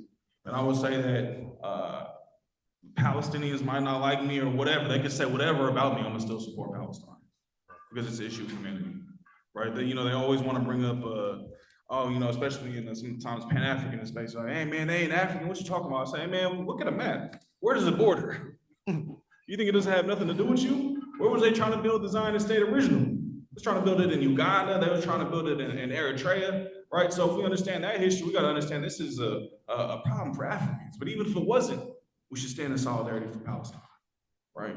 If we understand the support that the Islamic Republic has provided for Palestine, why are we going to condemn them? Based off of something we've just learned about on Twitter? That you ain't had read even touched no primary source. You ain't even read about it or studied about it, but you condemning it. But this is a part of the psychological warfare that is waged on us. On Instagram, you see with all eyes on Rafi, just the AI thing just being spread just like wildfire. They did the same thing in the Black Lives Matter movement, right? So we got to understand history and people who's being in solidarity with us without us even sometimes knowing it, right? The head of Hamas was talking about, yeah, the same thing they're doing to George Floyd, they're doing to us. Because this is the Americans that are the issue. So they connecting the struggles, but you got people saying, man, I don't know about Palestine. I don't know, they don't, what they do for us? Why are you expecting somebody to do for you? Why would you expect, you know what I'm saying? Why would you expect Iran to do something for me? Well, what's so egotistical, right? What are we gonna do here living in the United States of America is my question. How are we consenting to oppression? We talk about the masses all the time, but the state of the masses in the United States of America is in the state of just supporting settler colonialism. That's the state of the masses right now. So how are we gonna see ourselves as human beings, a part of this world? How are we gonna see our own humanity? Once we recognize our humanity, how are we gonna struggle for other people, right? Because we in the belly of the beast. It's our taxpayer dollars that is dropping these bombs. And if we ain't fighting back against it, we is consenting to it. He said something. I will say this. Y'all probably don't know any gangbanging stuff and everything, which is cool. You know what I'm saying? I ain't gonna hate on you. But there's a cat by the name of Santana. I ain't gonna say his name. I don't get that. But he an OG gangster, right? And so I'm watching his Twitter page, and he's talking about the situation in Palestine now. So when you got thugs and street people who are conscious of it, you got a problem, because he was talking about, man, these motherfuckers, man, ooh, how the fuck you gonna kill? Like, because they only know the street talk, but what they're witnessing on TV, for those who do witness it, ain't got to do with Islam. They're seeing hundreds of thousands of people being killed, and your nature's like, man, that's some fucked up shit you doing over there. Hey, we don't need some dialectical conversation to talk. I can look and say, that's some bullshit. And that's what they're not going to be able to put back in the bottom. Is that evil, man? Come on, man. How you sit there and argue? But I think that you said when people are in the trenches and in the streets and everything, most oppressed people are going to relate. You see, I'm coming from with anybody oppressed. You ever seen a movie called The Commitments? I'm a movie guy. Y'all should watch that. Write it down. It's a movie about the Irish, right? And how they like soul music, and how they took soul music to be part of the movie. Because all the Irish is racist. No, the IRA weren't racist people and everything, because they can see the support nationally of a lot of connectivity between people who are not, let's say, Muslim. And I say it because I work, Bobby Seale's like my uncle, founder of the Black Panther Party.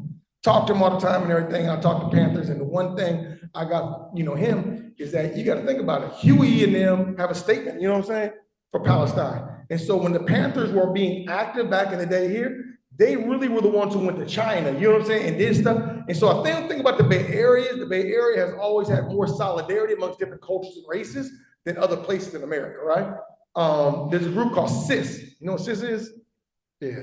So CIS is the organization that a lot of Iranians belong to, and they work with the Panthers in the 60s. And they were socialists because they had that line. And then they end up breaking up into one religious and one socialist.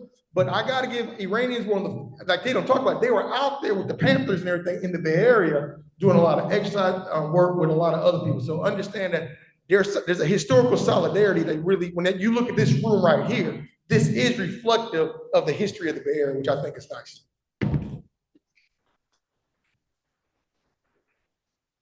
So we have some audience questions now, and I think that these are questions that a lot of you in the room might have. So the first question, maybe we can start with Rafiq, and then anyone else who wants to chime in. What do you think will happen to Iran after the death of President Raisi and Foreign Minister? It would be okay. Abu Haydar kind of like touched on this, like about just like the process of the process of like what happens if, for example, the supreme leader like passes away, right? You have this guardianship, you have this like robust system set up for transitions of power, right? Iran is not this authoritarian dictatorship that depends on like a single point of failure and the whole country is gonna crumble as soon as that person's gone or something happens. That's Zionist myth making. That's what that is. All right. Iran is a strong country and has enjoyed stability for 45 years in the face of the most brutal assault that the West could cook up. Proxy wars where millions of people died. Let me get that mic. Yeah. You know, we're talking about proxy wars where millions of people died. We're talking about CIA plots, hundreds and hundreds of them. We're talking about the most sanctioned country on earth that has managed to not just survive sanctions, but thrive under them. If y'all check out the article I wrote, it's over at the front table over there. But the standard of living in Iran has risen consistently for 45 years, okay? My grandparents, my grandmother was the first woman in her village who could read. 2 generations later, all of my cousins are doctors, dental surgeons, lawyers, and that's progress. That is like what is progress for rural people when you think about it. So when we say like what'll happen if Raisi, like now that he's gone, we'll be okay. There is an entire process there. Right now, they're in the process of registering presidential candidates. The Guardian Council will choose and approve list of candidates. The election will proceed, and there will be no change in the way that the Islamic Republic leads. The axis of resistance will continue to enjoy support as defined in the Iranian constitution. The liberation of Palestine and support for it is in the Iranian constitution. That's something that most people might not know. So, you know, might talk about this a little bit more. There are different currents within Iranian politics. The one that people in the West might hear about is like, oh, hardliners versus reformists, right? That's like the dichotomy that's kind of presented to us here. It's an imperfect representation, but there is some truth to it. But the reformist path, the Rouhani path, who was the president for many years before Raisi, it's failed. And the Iranian masses, for the most part, have lost faith in that path. And it's not a monolith. There are people in Iran who still support, you know, reformist candidates who want to integrate their country's economy with that of the West, who want to return to a nuclear deal that the United States actually pulled out of, not Iran. But Raisi, he really charted Iran on a different path, right? He brought Iran economically closer to BRICS, to China, to Russia. He opened up diplomacy with other countries in the region to start to pull them away from the imperialist bloc. Iran like renormalized relationships with Saudi Arabia, with different countries like the UAE, which are still, you know, these Gulf monarchies that support Zionism. But you can even see in the events where Iran retaliated against Israel, there were certain countries that surprisingly said they would not allow their land to be used as a base for attacking Iran or to shoot down missiles for the Zionists. It was Jordan. Jordan was the main country that still allowed it. And Jordan is pretty much the most stalwart supporter of Zionism of any of the Gulf regimes. So you see, like, Raisi was like this very brilliant figure who was able to chart a very sophisticated path in Iranian diplomacy, right? He was breaking down some of the imperialist alliances. He was economically integrating Iran with the East, with Russia, with China, and also bringing Iran towards self-sufficiency in terms of its own economic production, right? Iran is one of the only countries on earth to develop its own vaccines for COVID-19. It is one of the only countries on earth with an indigenous space program, a truly indigenous space program. Not what they do in India, where they buy a satellite from the United States and a rocket from the United States. Truly indigenous under sanctions, right? So truthfully, I'm not worried. I think the Iranian government will continue with stability. We'll continue supporting the axis of resistance. There are internal contradictions and internal forces within the country that need to continue to be combated, that need to continue to be combated through the struggle of the masses, the religious masses in Iran. But truthfully, I think you will see that it is business as usual, and the liberation of Palestine will continue unimpeded, inshallah. He had a good answer. I don't know if you guys realize, honestly, I was talking to somebody today, Zohra Elahian, she's a woman. She actually was registered to be president. You know, they're not gonna put that in the media, are they? You know, with all the women's and whatever that silly shit was, everything's putting out. She's running for president, but I'm gonna say this and try not to cry because these are people who I look up to, and it's hard to talk about them, but those who don't know the history of Iran, imagine this. America has a revolution. I'm using America, or you like China or a place like Russia. Imagine any of these countries, they have a turnover and they become a new country, right? And they have all these thinkers. So I guess America, Ben Franklin, and all these, you know, what do you call that, gin and stuff, they all came together. And then you got all the people. In Iran in 1979, after the revolution, and by 1981, 2 years, they put a bomb and killed 3/4 of the Congress. So Raisi died is nothing compared to 3/4 of all the scholars were killed in one bombing. Shahid Beheshti. I mean, these were people who were the top. I mean, these are people who knowledge in Islam was so high that like what you see right now, they're not even in there. They killed these top people. And when they killed Shahid Mutahari, top scholar. When they killed Ayatollah Beheshti, he was in German. Imam Khomeini was giving speeches because they kept killing all the leaders off. He said, "Don't they know Iran is full of Beheshtis? It's full of, what do you kill one, they're gonna, you can't do, our martyrdom is just growing." So the second president, Shahid Raja'i, right? He was a teacher. They blew him up and he killed him. And so the history of Iran of having setbacks of leadership, right? You're talking about 40 years ago, and they're still going, right? I think that the one thing, and he's probably any Persians not like it, but the one thing I'll say this: understanding Islam and understanding Iran, you still got to understand Iranians. See, Iranians are remember, I'm not Iranian, right? My son's half Iranian, right? His mama was Iranian, right? But there's certain things if you visit Iran, you'd be like, one, be prepared to eat a bunch of fruit that they're going to force on you, even when you don't want it. Just eat this. I'm like, hey, man, stop. I don't want it. And they got a thing called tarof. Americans hate tarof. Tarof is, hey, you go, I go. Well, just go. Let it go. But it's kindness. Somebody said if there was no tarof, Iranians would kill each other. They have to have some form of acting like they like each other when they don't like each other. But one thing was, I went and my ex-wife, her family had a party for us being married, and I'm being hardcore religious. I'm not going to that party. Stop, Salah, that's wrong. The person's going to be doing haram stuff. She said, man, you just got to come for 20 minutes. You can leave after that. You know, y'all probably, why would I go to the wedding party, right? So I stayed at home, let them do what they want to do. And I said, all right, I'm going. So I get to the house, and behind the door, you can hear the music. Boom, boom, boom. Oh, they partying there hard, right? I mean, this is Islam Republic, but no one's busting down the door, taking everybody to jail because they're inside their own what? They're home. So people get it. So I get inside there, and I'm sitting in the chair, and I saw somebody reading people that I think is interesting, and it goes to the survival. Y'all know what a chador is? It's when the women wear this big black sheet, right? Very religious. I said, here's a woman with chador on. Here's one with regular clothes on. Here's one with a scarf on. Here's our cousin with no clothes on and her breasts, and she's dancing in front of me like, you don't like this, right? So I'm looking around, and it made me realize something, that to understand Iranians, understand that in other cultures, they say, but religiously, they'll go from the highest to the lowest, but they're still Iranians.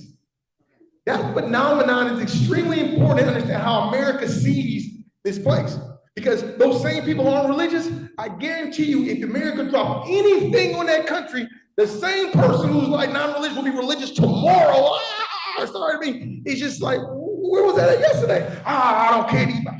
I mean, it's just like there's this historical thing. And somebody said this to me about survival of Iran, right? They said Americans. I'm sorry, I don't want to be racist. They talk about Persian. I'm Farsi bad at so I can speak Farsi. And they say, what does America think? How long has America been a country? 300 years? We've been an empire for 2,500 years. You think we're going to go away? Because there's a nationalistic idea that Persia has an empire, and they trace their lineage way back to fighting the Greeks and stuff like that. So I think, President dying, I think the Iranians are pretty secure, contrary to what America thinks. But I think American people know that it's going to be okay. They just want to say something because they want to put doubt in people's minds that something's going to happen. He died. No, they've been through worse before.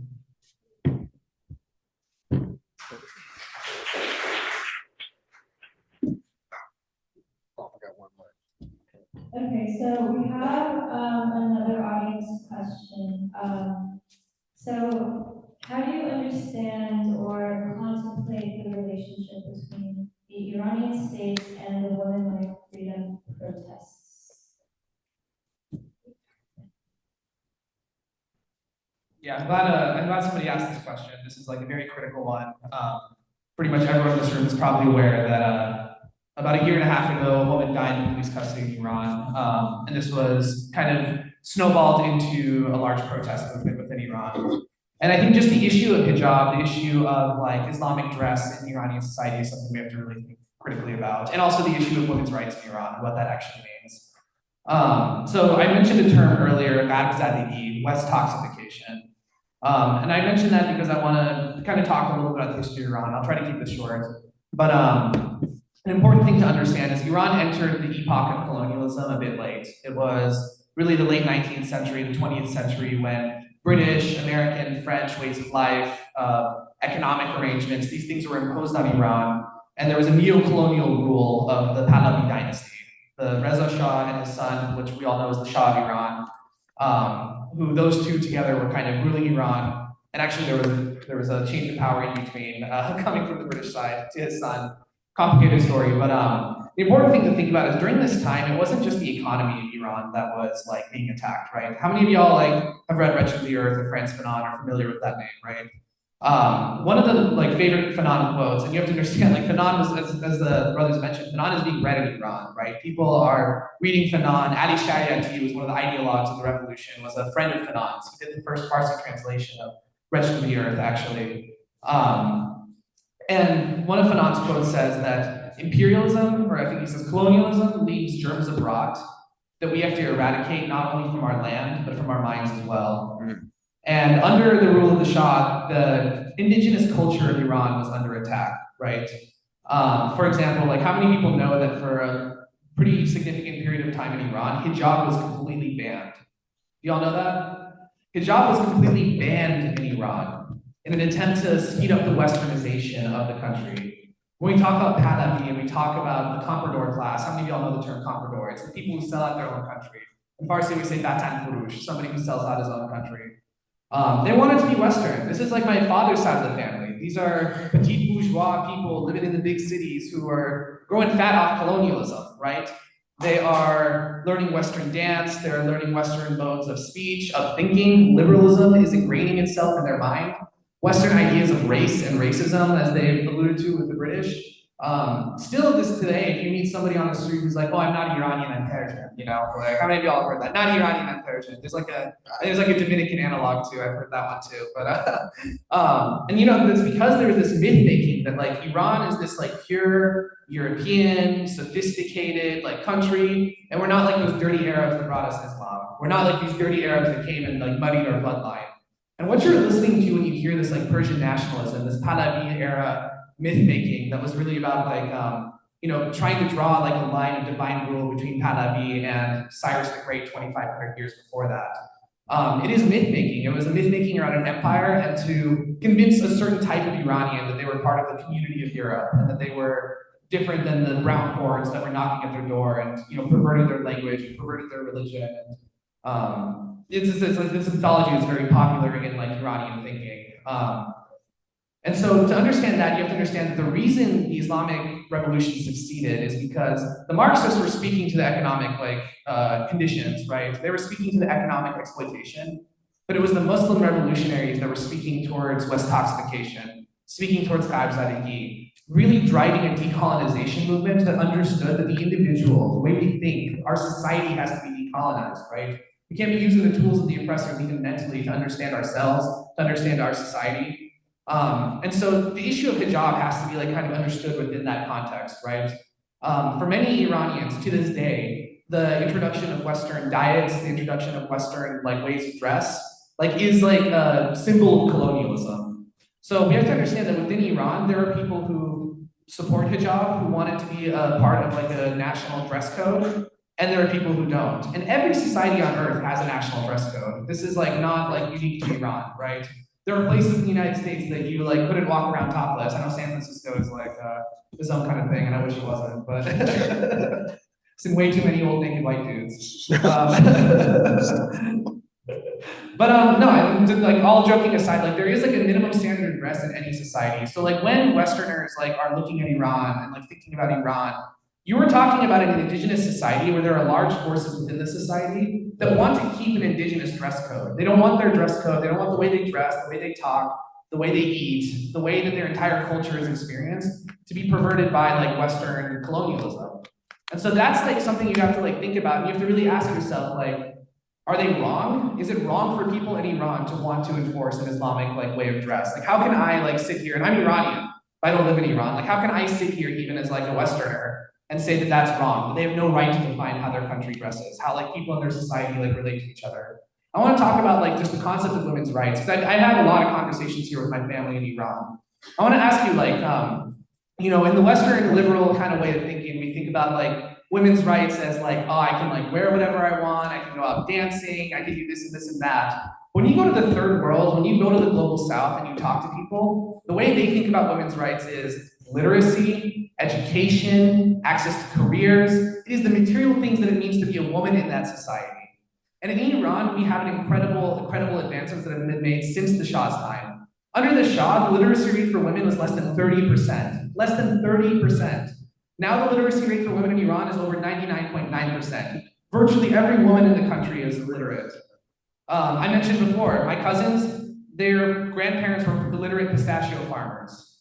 They're doctors, they're engineers. More than half of STEM graduates in Iran are women. I was talking to family when I was in Istanbul a few years back, when a lot of my family met me there from Iran. And we were just talking about like life, about college experiences, what it was like. And one of the things that like came up when we were talking was like, what is it like to be a woman in college in the United States? I mentioned to him, I said, you know, like actually, like when I talked to all the women that I went to college with, most of them had had an experience with sexual assault. It is normalized on US college campuses. It is normalized in the white supremacist culture of Greek life, of you know, the Animal House like kind of environment that you have in American universities. That is not the case in Iran. The focus on education, the resources that are offered to women, none of the women in my family paid a cent towards their college. They were given free housing, food, medical care, guidance, the kind of care that you don't see for any women here in this country. So when I talk to like my Muslim women family in like Iran, their focus on like women's rights is like, how far can we continue to integrate like the business world, the engineering world, the science world? Like that is like the thinking that is behind like the Muslim women in Iran. It's not about, you know, like let's legalize OnlyFans, let's legalize, you know, like that's what happens in this country. A woman's body is used to sell commodities.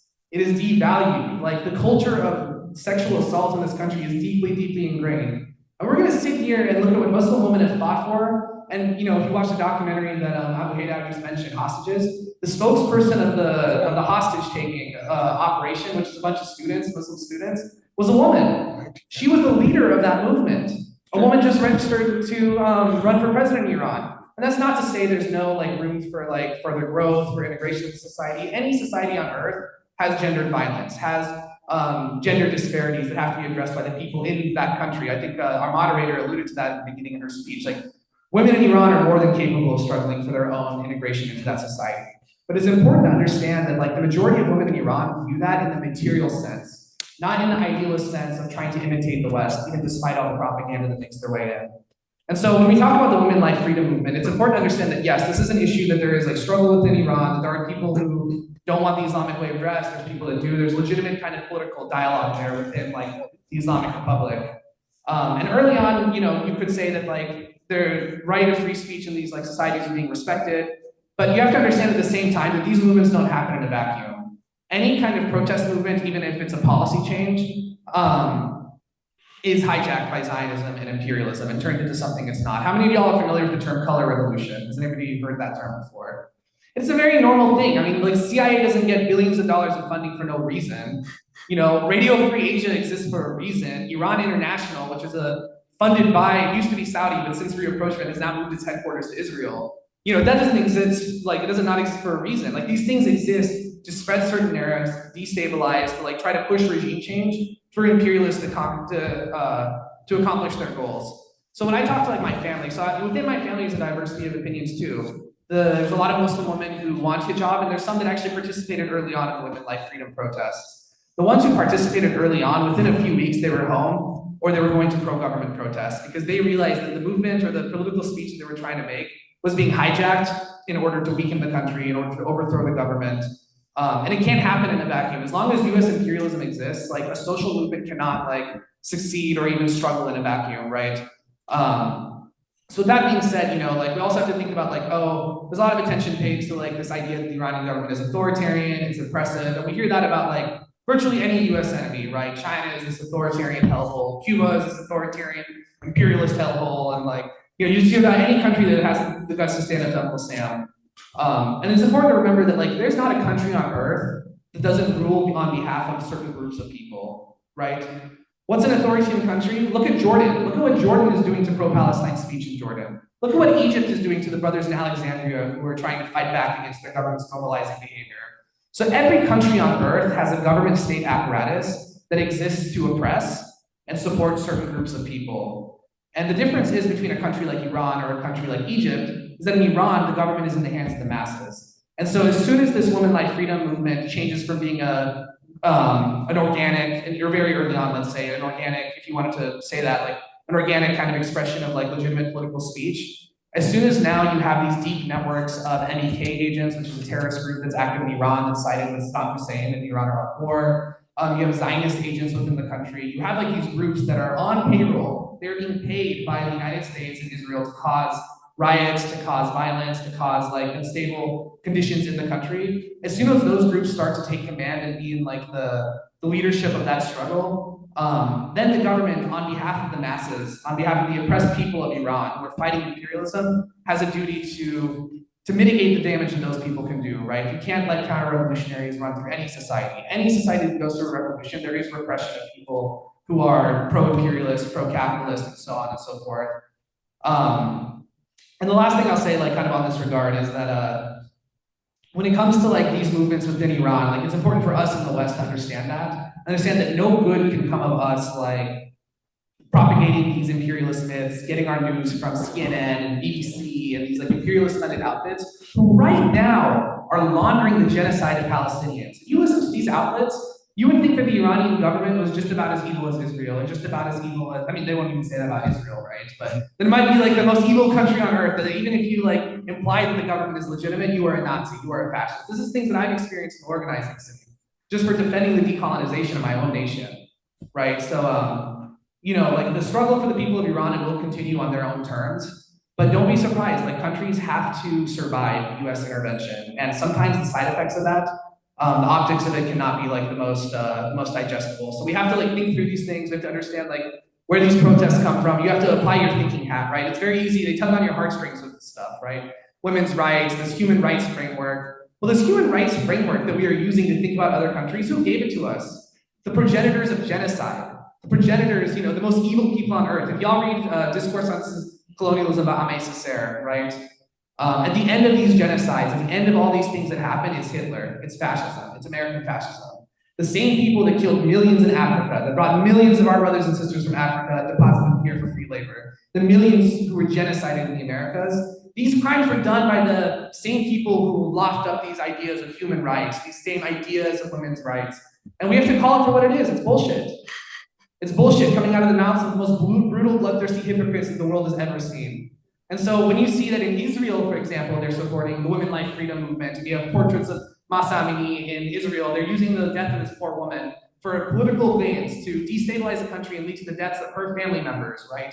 When you go to Irvine and you see that the people of the Women Life Freedom protests is the head torturer of Savak. Savak was the spy organization in Iran that was founded by Mossad and the CIA that tortured members of my family. The torturers, the members of my family, are sitting there talking about the rights of like Iranian women, the same people who torture Iranian women. So we have to look at the whole picture to understand like how these movements are being presented to us, how they're being hijacked by a diaspora who has a specific class background, who has a specific background where they were making money off the US colonialism of Iran. And we have to apply that kind of thinking to understand these movements as a whole, understand where we might be doing more harm than good.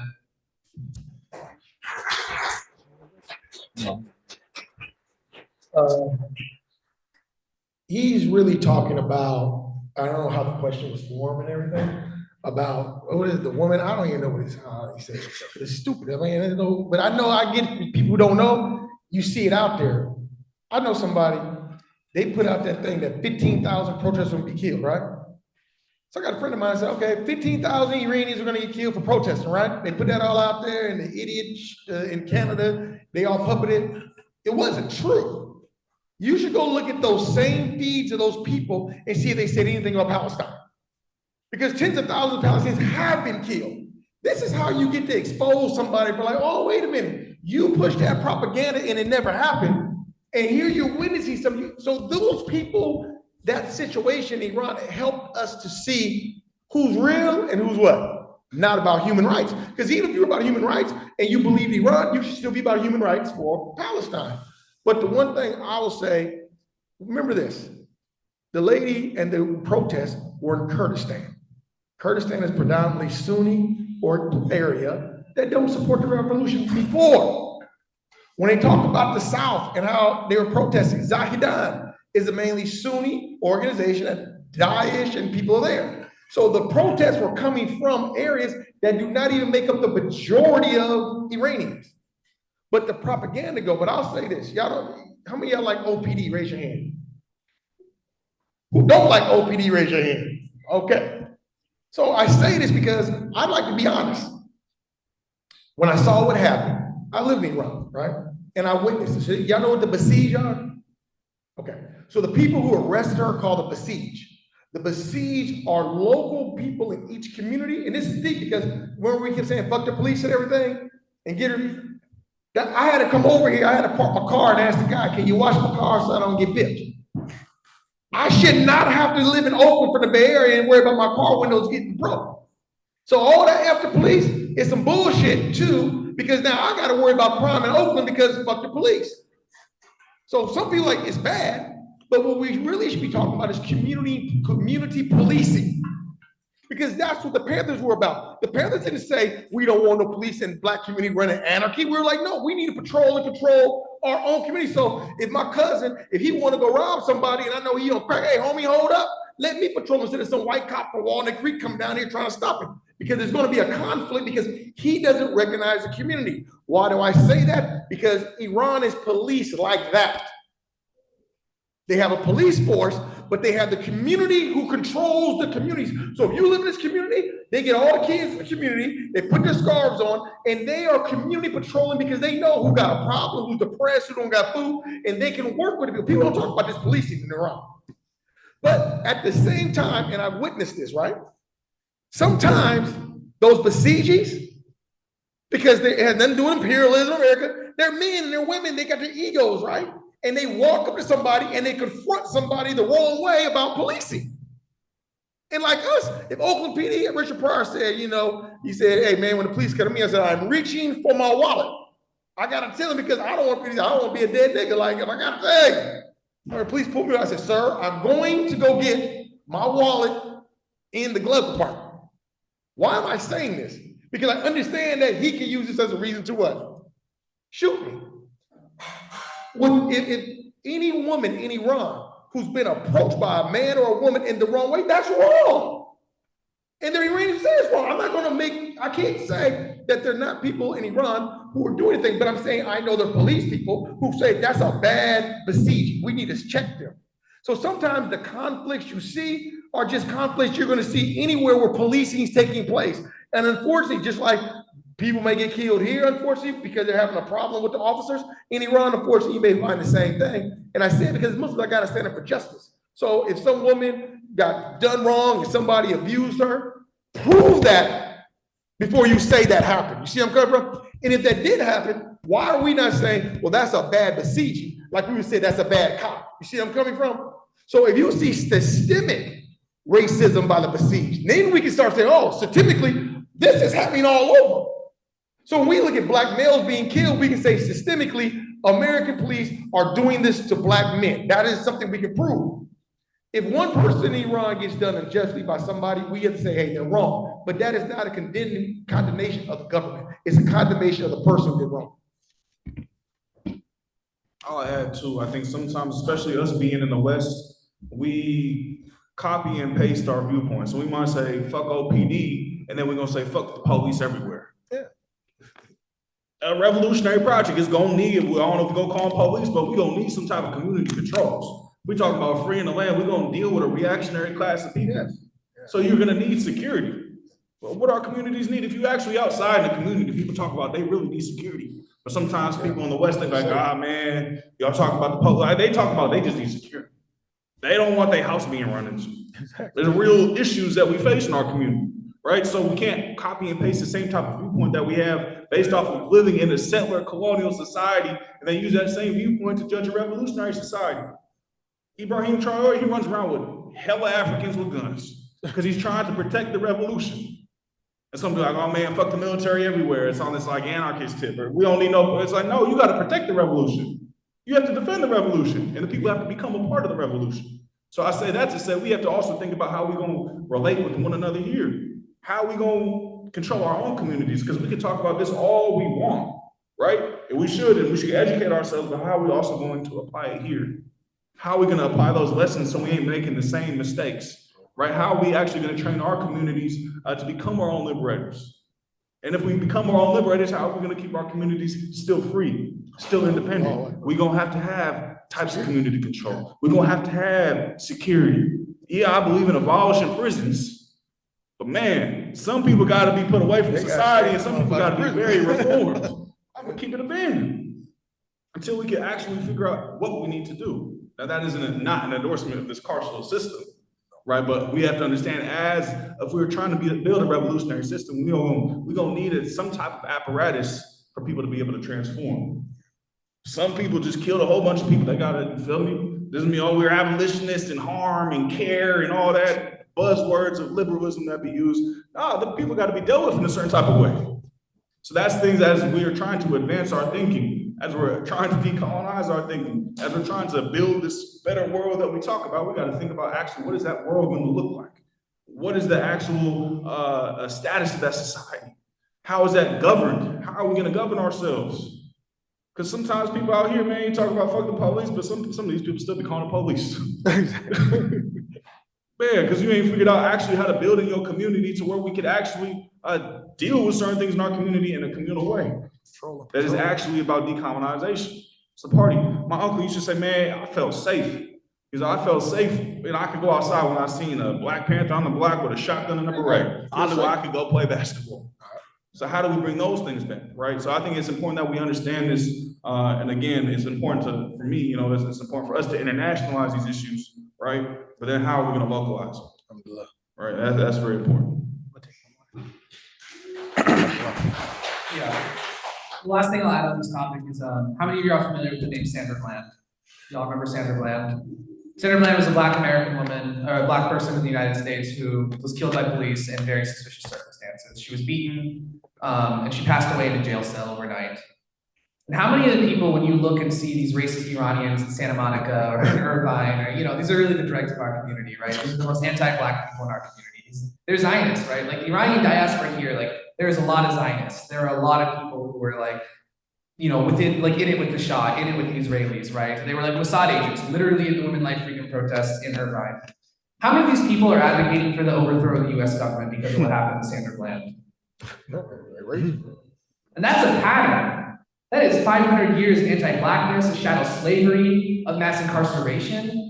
But you want to take one incident that happened in another country, a tragic incident, and say, oh, therefore, this government's illegitimate, they should be overthrown. If you're not supporting the overthrow of this settler colonial government, whose sins like outweigh the rest of human history, essentially, and you don't look at what happened to Sandra Bland and the hundreds or if not thousands of women just like her and say that this government is not legitimate, then what you're saying about Iran holds no weight. It just doesn't. Yeah, thank you for saying that. I think that if you are not fighting for women's struggles or gender violence here, you have no right to talk about the struggle in Iran for women's rights. So thank you. There are some follow-up questions for One Life Freedom, but I feel like that was pretty comprehensive. Does anyone in the audience want to follow up on One Life Freedom specifically? Wait, I have a question. What did it tell y'all like watching the reaction? Because I actually didn't know anything about these that much until that thing happened, and I wasn't even listening to it, and like I was just like watching it and like immediately saw the. I'm not even giving it the organic. There's nothing like that actually, but what I realized really quickly was like the reaction that the Western had to the quickness with which they were ready to justify women wearing the hijab. I wasn't even hijab yet. And like, kind of like, what do you think that tells you, or what were the impressions that you had about like the reaction based on that whole thing? Because it was like that, to me, that was like a litmus test of whose politics really stopped at Islam and whose dialectics that, you know, that they claim to like hold as like this infinite truth. Like they wouldn't even apply those same dialectics to Islamic Republic. So I guess like my question is like, what did that movement really tell you about the West? Or like, what did it tell you about these people who claim to be like anti-colonialists? Who's the anti-colonialists? Like different, it's like different, I don't know, people. Oh, okay. So I'm just what I'm saying. You're saying there are organizations that will consider like activist organizations, or okay? See, Yeah, I mean, oh yeah, this, we have to be able to differentiate what a revolutionary is yeah. versus a liberal. You know, in the Bay Area is like this cluster of liberals who be claiming to be revolutionary, right? So we've seen it with Cornel West. Cornel West is big old jester. That's what he is, because on October 7th, he's like, oh, I condemn the Palestinian resistance, but now you see him at the forefront of all these protests. The forefront of talking about free Palestine, but he's a Zionist. He's talking about free Palestine, but he still believes in the Zionist usurper state of the Israel, right? So then you also have people like Angela Davis. Yeah. Angela Davis is like, oh yeah, we stand for this, we stand for that. It's like, man, you couldn't even stand for your co-defendant if we keep it in a band. So we see oftentimes these icons that have been propagated, but who have they been propagated by? The media. El-Hajj Malek El-Shabazz, also known as Malcolm X, he told us about the media being one of the most powerful entities in the world. And who owns and controls the media? These Zionists, these white supremacists, these capitalists, these imperialists. And that's a weapon, that's a psychological warfare. And then what they want to do, they want to infest the quote unquote leftist spaces. I don't even know what leftist is really, to be honest. Like in America, the left just means like, okay, we'll vote for Joe Biden and say Black Lives Matter and we'll put that in front of our house. But then now we put a ceasefire sign in front of our house and switched out the Black Lives Matter movement. Now, you know, when they talk about Taiwan, they're going to be like, oh, free Taiwan. Like that's the left in many ways. We have to build an actual revolutionary movement in this country. But we got to understand the media. The media, the way it is being used as a weapon, right? This age of mass information, even social media, right? How we understand algorithms, right? It's certain accounts talking about certain things. And I looked at this one account, it was just created 2 weeks ago, but then it has a photo up that has 10,000, 15,000 likes, right? These algorithms is controlled by the Zionists. They're trying to push certain narratives on purpose in order to do what? Activate regime change. We tend to think about Netanyahu, devil, a manifestation of a human shaitan. Netanyahu, that's who he is. He was testifying in front of Congress. He said, if we want to do regime change in Iran, we'll just install satellites and play Beverly Hills.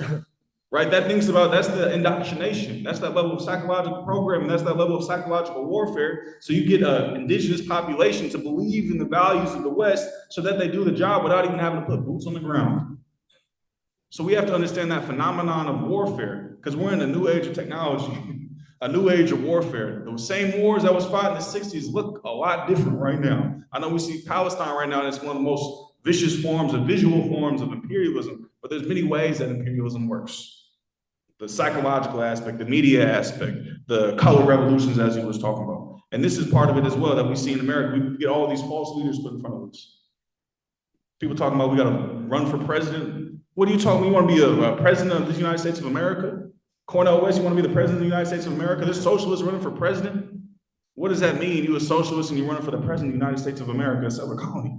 What does that mean? You're talking about free Palestine? It sounds like you just want a bourgeoisie, the proletariat that benefits the American left. So we got to understand the weapons. You got to know your enemy.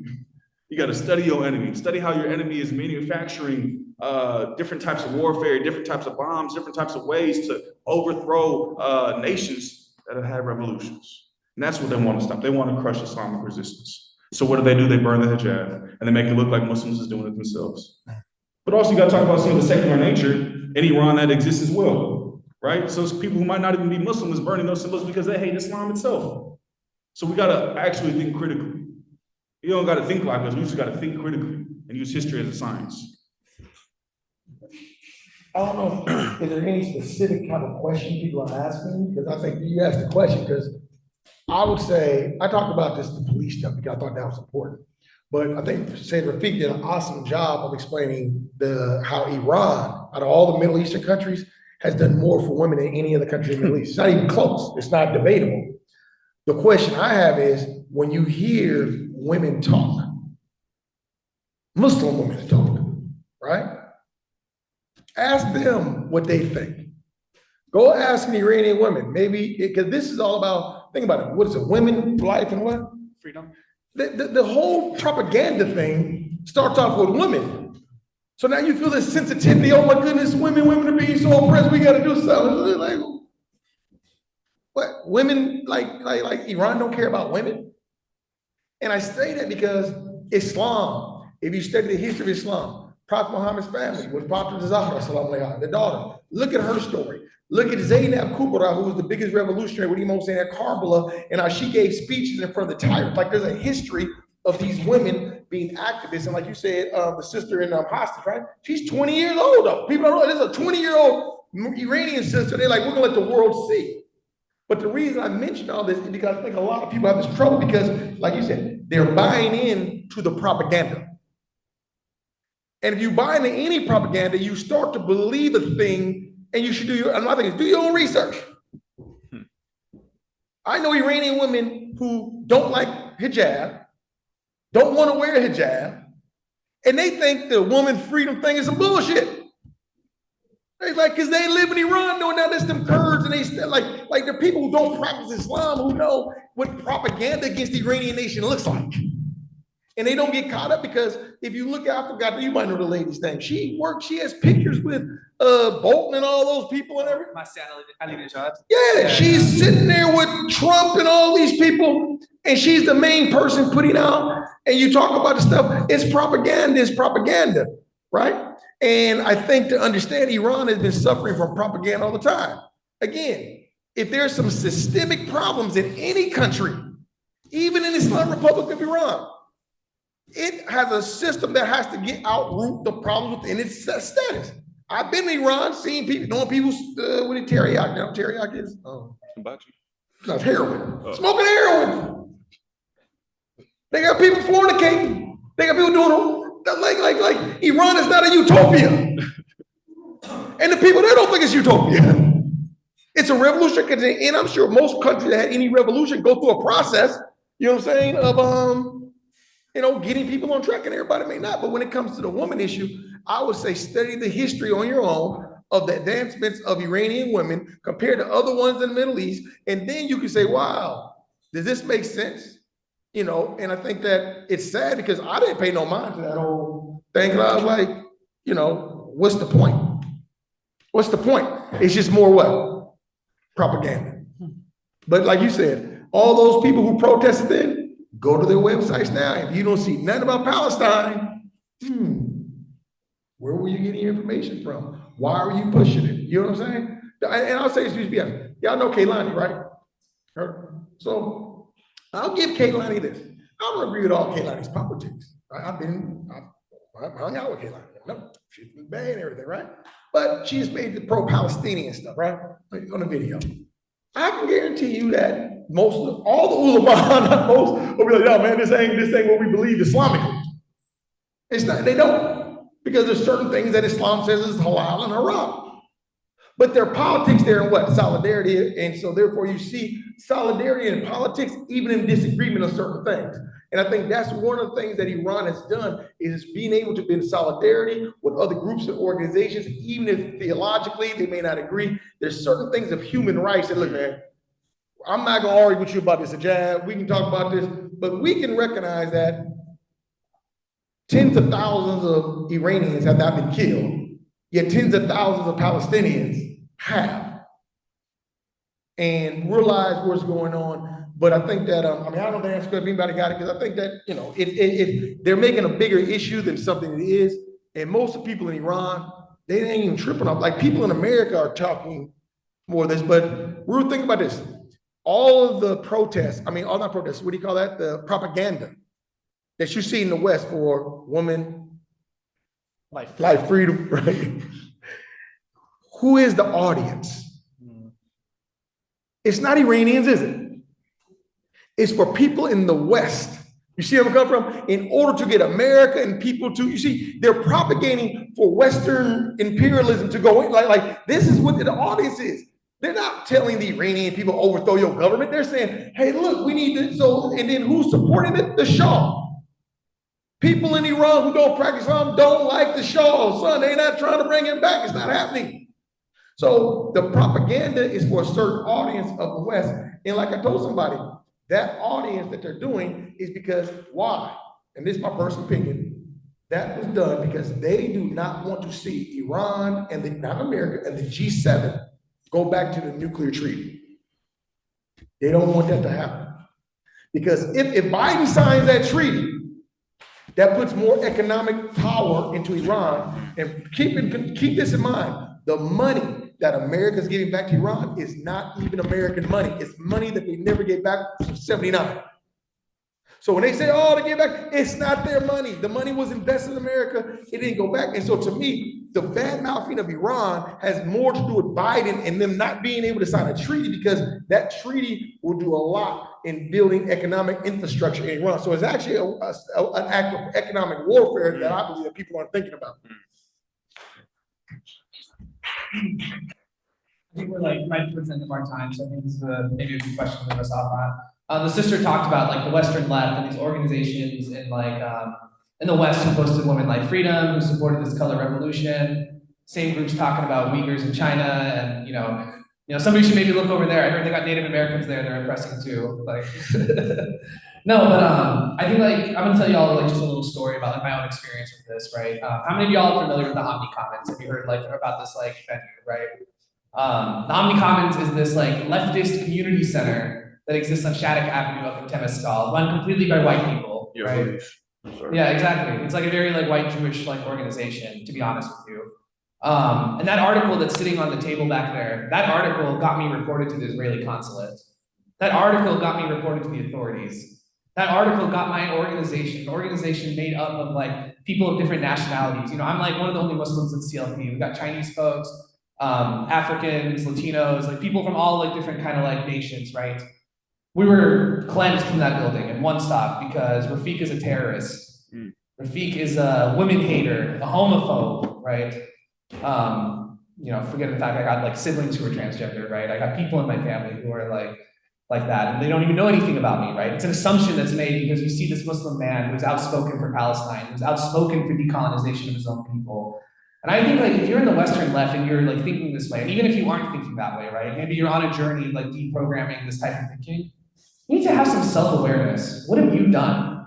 What has the left in any Western country actually accomplished? What have socialists or anarchists in any Western country really accomplished, right?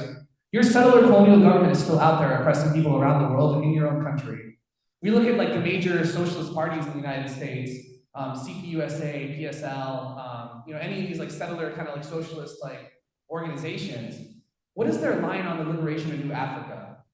What is their line on land back? They might pay lip service to these things, but are you really ready to fight militantly for the freedom of New Africa?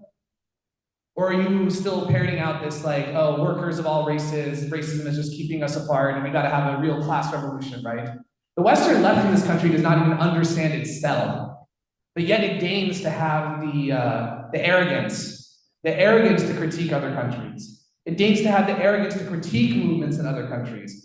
It deigns to take its own European colonial mindset, right? There's that Fanon quote about hijab where he says that the woman who sees without being seen frustrates the colonizer. The removal of the hijab is something that we see in every Western country. In France, it is illegal to wear the hijab. A Muslim woman in France cannot even practice her religious modesty, or her own culture in France, because they want them to adopt Western culture and Western norms. So as an American, as a Westerner, you need to like really have that like humility, right? You need to understand that like, you know, left, right, like that's colonizer logic. Left and right, liberal, conservative, that's their problem. What did Angela Davis say about liberals, right? There's no difference, right? So for us, if we are like really like thinking about decolonization, that we consider ourselves that we are not American, we are not part of this settler colonial project, and I will die destroying the settler colonial project. If that's something that you really truly believe, That challenge has to go deeper in your mind. Where do you as a member of the Western left get off condemning Hamas, condemning Hezbollah, condemning these Muslims who are dying by the tens of thousands in order to free their land, right?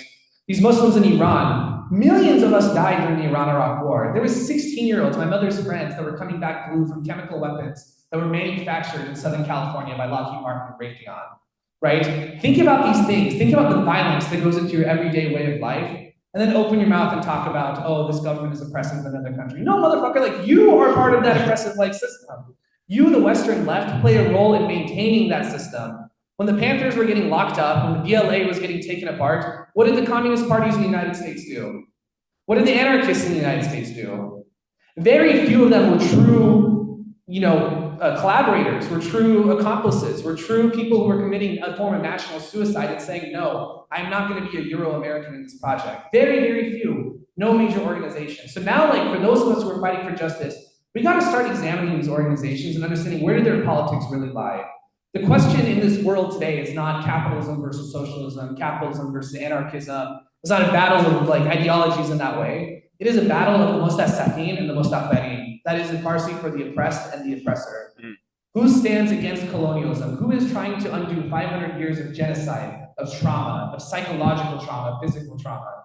And if an organization is not explicitly identifying that problem, colonialism, is not reaching the conclusions for the liberation of New Africa, the liberation of indigenous nations, then that's part of the opposition, bro. That's the people who are trying to keep you in check. And that's something as a movement, we got to start, we have this like big tent mentality, right? That's like how organizations like DSA kind of operate. We got to bring everyone in, we all got to talk about it. No, you are a Zionist, you support colonialism, you endorse Zionist politicians, you don't believe in the liberation of the Republic of New Africa. How can you call yourself a revolutionary organization? I think that's really like the lens that we need to start adopting in the Western left and get away from this outdated era of anarchism versus socialism or like socialism versus capitalism. Like, that's not what it's about anymore. Of course, we need to understand capitalism. We need to understand how imperialism is created and operates itself in order to think critically.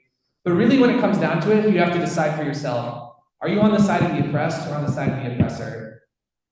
And there's no in between. Before we finish, I want to ask if there are any closing statements on how people can organize here. We sort of got into that. But yeah, how can people organize here to free Palestine and for hands off Iran? Y'all organize. I think it's important to understand, like, one, like, as Khamenei said, like, remember that you are part of the axis of resistance. Strike the Zionist entity wherever its weak points are. You see activists shutting down weapons manufacturers, occupying college campuses. These things are important. The liberation of Palestine won't be won or lost on a college campus in the United States. It'll be won or lost on what happens in Gaza, what happens in Lebanon. But it's important, one, to like get involved in that sense. The second thing is, like, you live in the belly of the beast. You live in the head of the octopus that has its tentacles wrapped around the entire world, right? You have a duty, whether you're a Muslim or you're not, you have a duty to fight injustice and to fight Shaitan wherever he might exist, right? And right now that's here in the United States. So my opinion, honestly, is like, join a revolutionary organization. Dedicate yourself to building yourself as a cadre. Make yourself the highest version of yourself that you can possibly be. Bring your friends in. Hey, buddy, I noticed that you just like go to the Palestine marches and you post on Instagram, but you're not actually doing anything in the community. You're not trying to build revolution in the community. You need to dedicate yourself and make yourself into a militant. That means joining a revolutionary organization. There are two that hosted this event today, and also People's Programs. Obviously, the founder is sitting right next to me.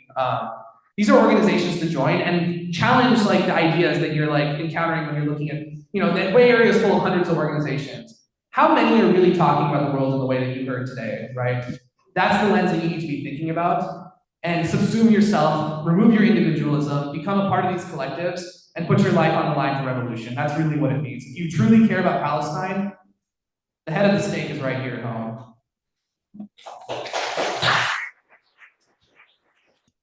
The Zionists are some tricky people. They play a game of cat and mouse very often, right? And part of the propaganda we oftentimes see is through the media.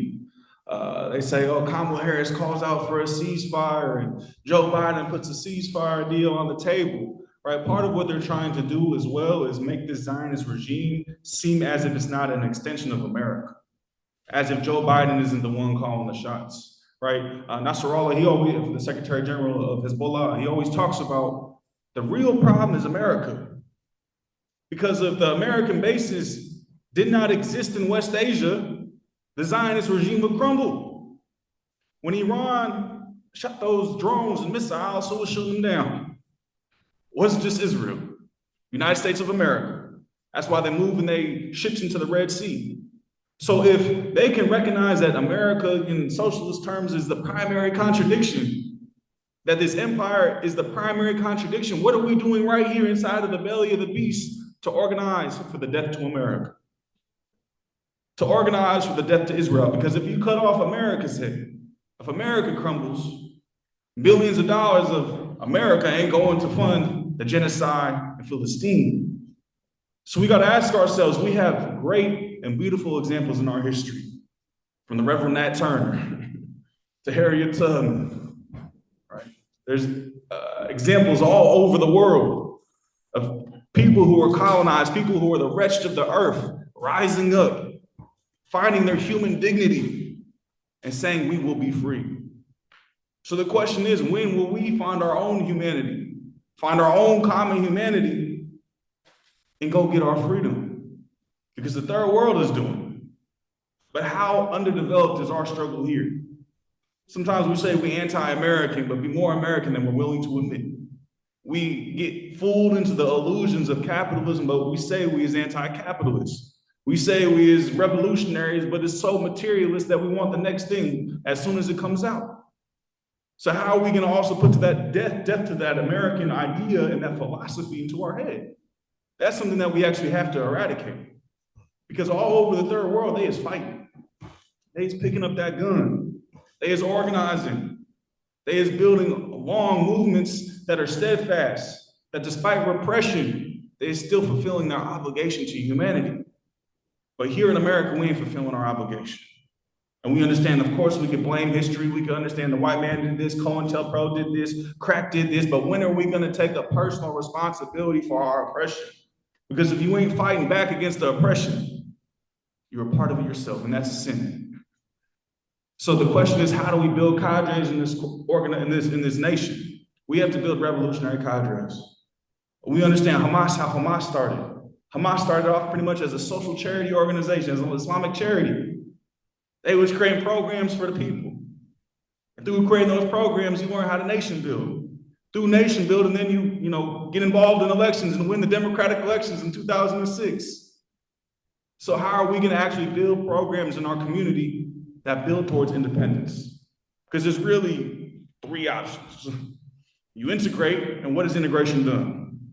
Martin Luther King was the most praised integrationist. And he said, I believe I've integrated my people into a burning house. W.E.B. Du Bois is one of the most praised integrationists. They always teach you about the talented 10th of Du Bois. They don't realize he died of Pan-Africans. So we got to understand, how can you integrate into a colonial system, into a settler system, into a satanic system and expect freedom? That's just like some schizophrenic thinking. How do you expect to integrate into a system, a colonial system, where the Constitution is written by white Americans who had the teeth of enslaved Africans in their mouth when they was writing that Constitution? So if it ain't integration, how do we separate? Because you can't integrate into a burning house. Otherwise, you're gonna burn with it. So we're burning right now. So we have to separate from this system. We can't build with this system. The system gotta fall. But what is the new system we're gonna build?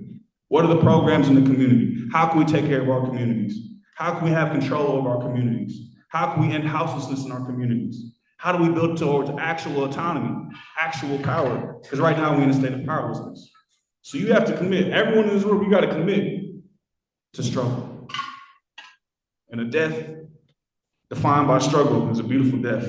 Because really, you just become martyr.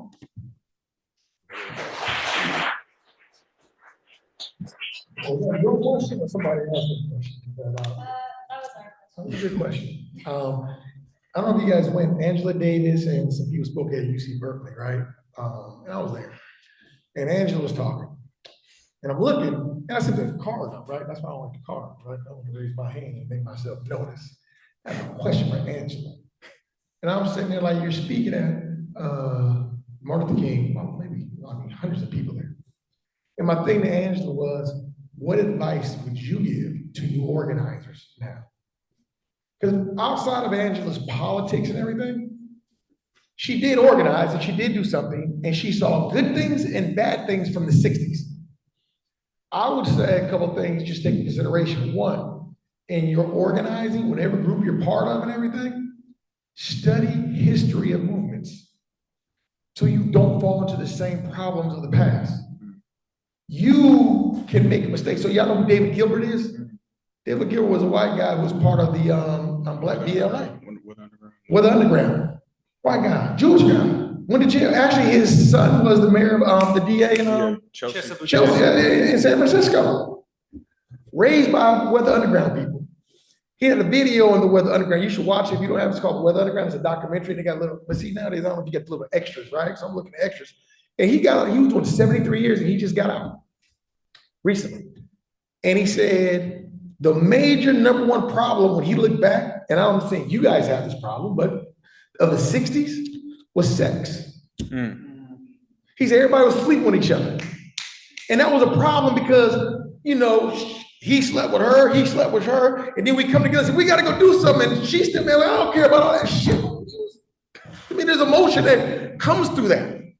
And he said because the movement in the 60s was connected to the sexual revolution, it was so free that it opened up the door for a lot of fitna, and the federal government used that to come in and say, look, they have opened the door for us to go in and slow them down and destroy them. Because their lower desires, they were putting above the movement. So it might not be sex, but if it's alcohol or drugs, when you put things in that mess your mind up and everything, you remember back in the day, they were spoken, I mean, people spoken out like, yo, man, I hate the man. Okay, fine, how you gonna fight the man and you high? You can't fight the man and you drunk. Those are the lessons I'm saying. You can talk to people who participate and say, what happened? How do we fall down? Because we allowed our vices to destroy us. And I say that because, not saying my vices, I got my vices, but when I'm working with people, I'm talking like, how do we help each other to understand that and be critical of each other? Another big vice that people have is knowledge. Imam Khomeini said, knowledge was the greatest veil between man and God. Because sometimes all the knowledge we have, we start thinking our knowledge and our intelligence is above God. And it's like, oh, I know this and this. And then what happens is, what do you not have in yourself? Humility. Arrogance comes in. So you arrogant, so if you look at the Zionists, they're arrogant. They can't even if you look, man, this is wrong. No, because you become arrogant. But people on the other end of revolutionary principles, you get arrogant leadership. And then it translates to something else. So staying humble, holding your desires. Malcolm X said this, and so I buried Malcolm's grandson, actually right here down the street, because he lived with me when he was murdered. So I know Malcolm's family very well. And the one thing that I met there, y'all know who Yuri Kuchiyama is? Yuri Kuchiyama is probably pound for pound. I don't think there's a better revolutionary person in the history of America than Yuri Kuchiyama. At all. Angela, they can't live up to Yuri. If you look at Yuri's life, her daughter lives here. Yuri Kuchiyama, look at her. All major, from the RNA, all the people who are major revolutionaries, they passed through Yuri's house. She was that much, and she was a revolutionary before she met Malcolm. And so when you see pictures of Malcolm being killed, and there's a Japanese lady holding it, that's Yuri Kuchiyama. Last time I saw her, they were killing at San Quentin's Tukey Williams. And here she's coming down at 90 years old with a walker. But I say that because there's a language you guys use, and some people don't like what I'm about to say, that's fine. I'm asking you to think about it, right? Because most people here, I don't see as being African Americans, they use the BLM movement, right? Do not, in my opinion, 100% call yourselves and your organizations allies. Because allyship is also a distance. You should be in solidarity with people who you work with, because that's brotherhood and sisterhood, and it eliminates race, language, and culture. You must be in solidarity for humanity. I understand why people use allyship, because it's like, oh, we're over here. You don't understand this? No, I might not understand the Black struggle, but I understand that we're here in solidarity. That's why I use Yuri. Malcolm X never said Yuri Kuchiyama was an ally to Black people. I'm sure the RNA never said she was an ally. She was in solidarity. Now, I say this to people, and I'm talking about African-American struggles, new African struggles, when you're working with people of different colors and races. Yuri said the reason I think a lot of Black people accepted her, she humbled herself to let them tell her what their issue was. A lot of people not of color get with colored people, let me tell you what you gotta do. And that in itself is what you're trying to avoid. So you're gonna be an ally as long as you're trying to dictate to other people what their cultural problems are.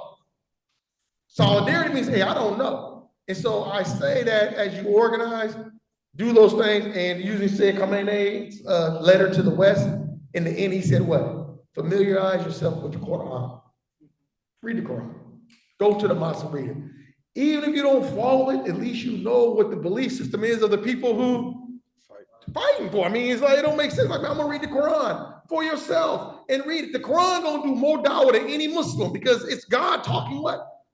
To you. Go to the mosque, learn, read. And I'll say, Imam Hussein alayhi salam, his struggle with Ashura, he said to somebody, I think, if you're not gonna be Muslim, at least be a person of intellect.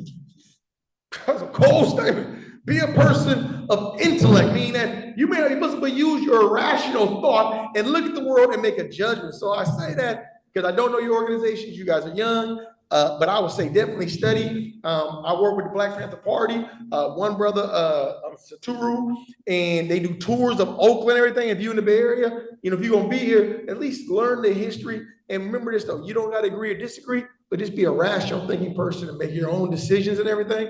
And as a humanitarian, always stand up for justice, even as, look, let's be very clear. If tens of thousands of Jews were being massacred, we would stand up for that too. Nothing to do with Palestinians. It has to do with humanity. And with anybody, all I was gonna say, Islamically, they had Shahid Mutahari. He was one of the architects of Iran and a big time scholar. Actually, him and Ali Shari, how do you think of Hussein Irshad, where they would talk to young people? And he said, the best jihad rising up would be for a Muslim to leave and go to a communist country like Vietnam and fight for Vietnamese who are not even Muslims to free them. Because fighting for humanity for people is something that's intrinsic upon all of us and everything. And I'm saying that as Muslims, and he said, like, the Islamic resistance is the fight in Islamic. Think about this though, in the Quran, Allah credit from wrong, every time it says jihad, what does it say afterwards? Fisabilillah. That's deep. Meaning you can't fight jihad unless it's in God's way. I mean, you can't oppress other people. Like there's rules to a weapon. So they don't think this. You know what? I'll be honest. When they said October 7th, I don't believe that. I never seen no proof of it. They said that Palestinians went over and beheaded babies. They killed all these people, right? Guess what? I have no proof to say it was true. But if it was, those Muslims are wrong. I would condemn a Muslim doing something that's against the religion. You can't do that. So they try to corner you like, you support that. No, why can't I say I support the fighting, and I also don't support any Arab or Palestinian who went to an extreme and went out? That's called justice. That's what you're not hearing, that you're trying to make it one side or the other. But a lot of it requires a B-O-U belief, be just, even if it's against your own what? So, Salam alaikum. Thank you so much for coming today. We had some really powerful speakers. Hopefully this was really educational and enlightening in some ways. We had a lot of really important discussion on the Islamic axis of resistance and the importance of the Islamic Republic of Iran in relation to Palestinian liberation. So it is very crucial that we learn about history, deprogram ourselves, be very, very critical of Western media, and do a lot of internal struggle as well, as these speakers have talked about. If you have not read it, you can read it again, because I think you guys like read. Please read and reread the autobiography of Malcolm X. I'm saying to you, there's so much in that's not just political, it's so humbling, but read and read the autobiography of Malcolm X, and especially look at his position after he left the Nation of Islam, because it's so beautiful. And like the brother said, when you die, you're still living as a martyr, right? Malcolm really is the martyr of America. Only Malcolm is the martyr, 1965. And his legacy is still living Still, today. alhamdulillah.